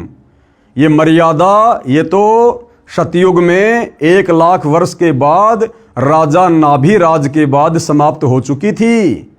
अयोध्या के राजा नाभिराज थे। नाभिराज इक्ष्वाकु वंशी था, वेदों अनुसार साधना करता था, वह अंतिम था। उसके पश्चात उसके पुत्र ऋषभ देव जी ने वेद के विरुद्ध मनमाना आचरण प्रारंभ किया। 1 वर्ष तक निराहार रहा यानी भूखा रहा तथा 1000 वर्ष तक घोर तप किया। इससे सिद्ध हुआ कि ऋषिजन नाभिराज के पश्चात उसी इक्ष्वाकु कुल में ऋषभ देव हुए जो नाभिराज के पुत्र थे। वे उसी समय से ही शास्त्र विधि त्याग कर मनमाना आचरण करने लगे थे, यानी वेदों के विरुद्ध साधना करने लगे थे। इस पुस्तक के लेखक प्रोफेसर भागचंद्र जैन भास्कर जी हैं तथा प्रकाशक है डॉक्टर प्रेम शंकर द्विवेदी व डॉक्टर भागचंद्र भास्कर हैं। इस पुस्तक के पेज नंबर 175 से कुछ अंश इस प्रकार है। इस तरह ऋषभ देव जी के विषय में निष्कर्ष रूप कह सकते हैं, ऋषभ देव के पुत्र मरीचि यानी भरत के पुत्र को पुराण में वैदिक धर्म का प्रवर्तक माना गया है। यही मरीचि जैन परंपरा में आगे चलकर महावीर यानी वर्धमान बना। पेज नंबर 175 से 177 से कुछ अंश जो इस प्रकार हैं। अब भाइयों और बहनों, वो मरीचि वाली आत्मा जिसने सतयुग में अपने दादा ऋषभ देव से नाम उपदेश लिया था, जो ऋषभ देव वेद विरुद्ध साधना किया करता था, और वही मारीची वाली आत्मा आगे चलकर महावीर जैन बना, जैन धर्म का 24वां तीर्थकर बना। अब सतयुग से वो मारीची वाली आत्मा किन किन योनियों में कितने कष्ट उठाती हुई आगे बढ़ी। 20 करोड़ बार गधा, 30 करोड़ बार कुत्ता, 10 करोड़ बार हाथी, कभी नपुंसक बना, कभी पेड़ पौधे की योनियां प्राप्त की, कभी वो बिल्ली बना, कभी देवता बना बीच बीच में। यानी कैसी कैसी दुर्गति उस मारीची वाली आत्मा की हुई, जिस मारीची वाली आत्मा ने ऋषभ देव से उपदेश लेकर भक्ति शुरू की थी। तो भाइयों और बहनों, वर्तमान में जितने भी जैनी हैं तो इनका क्या हाल होगा अगर इन्होंने सतगुरु रामपाल जी को अपना गुरु धारण करके और ये शास्त्र विधि अनुसार सत भक्ति शुरू नहीं की। तो भाइयों और बहनों, उस मारीची वाली आत्मा का फिर आगे चलकर क्या हुआ, वो सारा का सारा इतिहास हम कल रात्रि 9 बजे इसी पवित्र पुस्तक से, जिसका नाम है हिंदू साहिबान नहीं समझे गीता वेद पुराण, जो परम पूज्य परमेश्वर सतगुरु रामपाल जी ने अपने कर कमल से लिखी है, कल रात्रि 9 बजे दास के Facebook page Pawan Das is live पर सभी भाई बहन लाइव जुड़िए। आगे का संदेश हम कल समझेंगे। तो आज के वीडियो में केवल इतना ही। गुरुदेव भगवान हम सबको आशीर्वाद दे, हमारा मार्गदर्शन करें। बंदी छोड़ सतगुरु रामपाल जी भगवान की जय हो।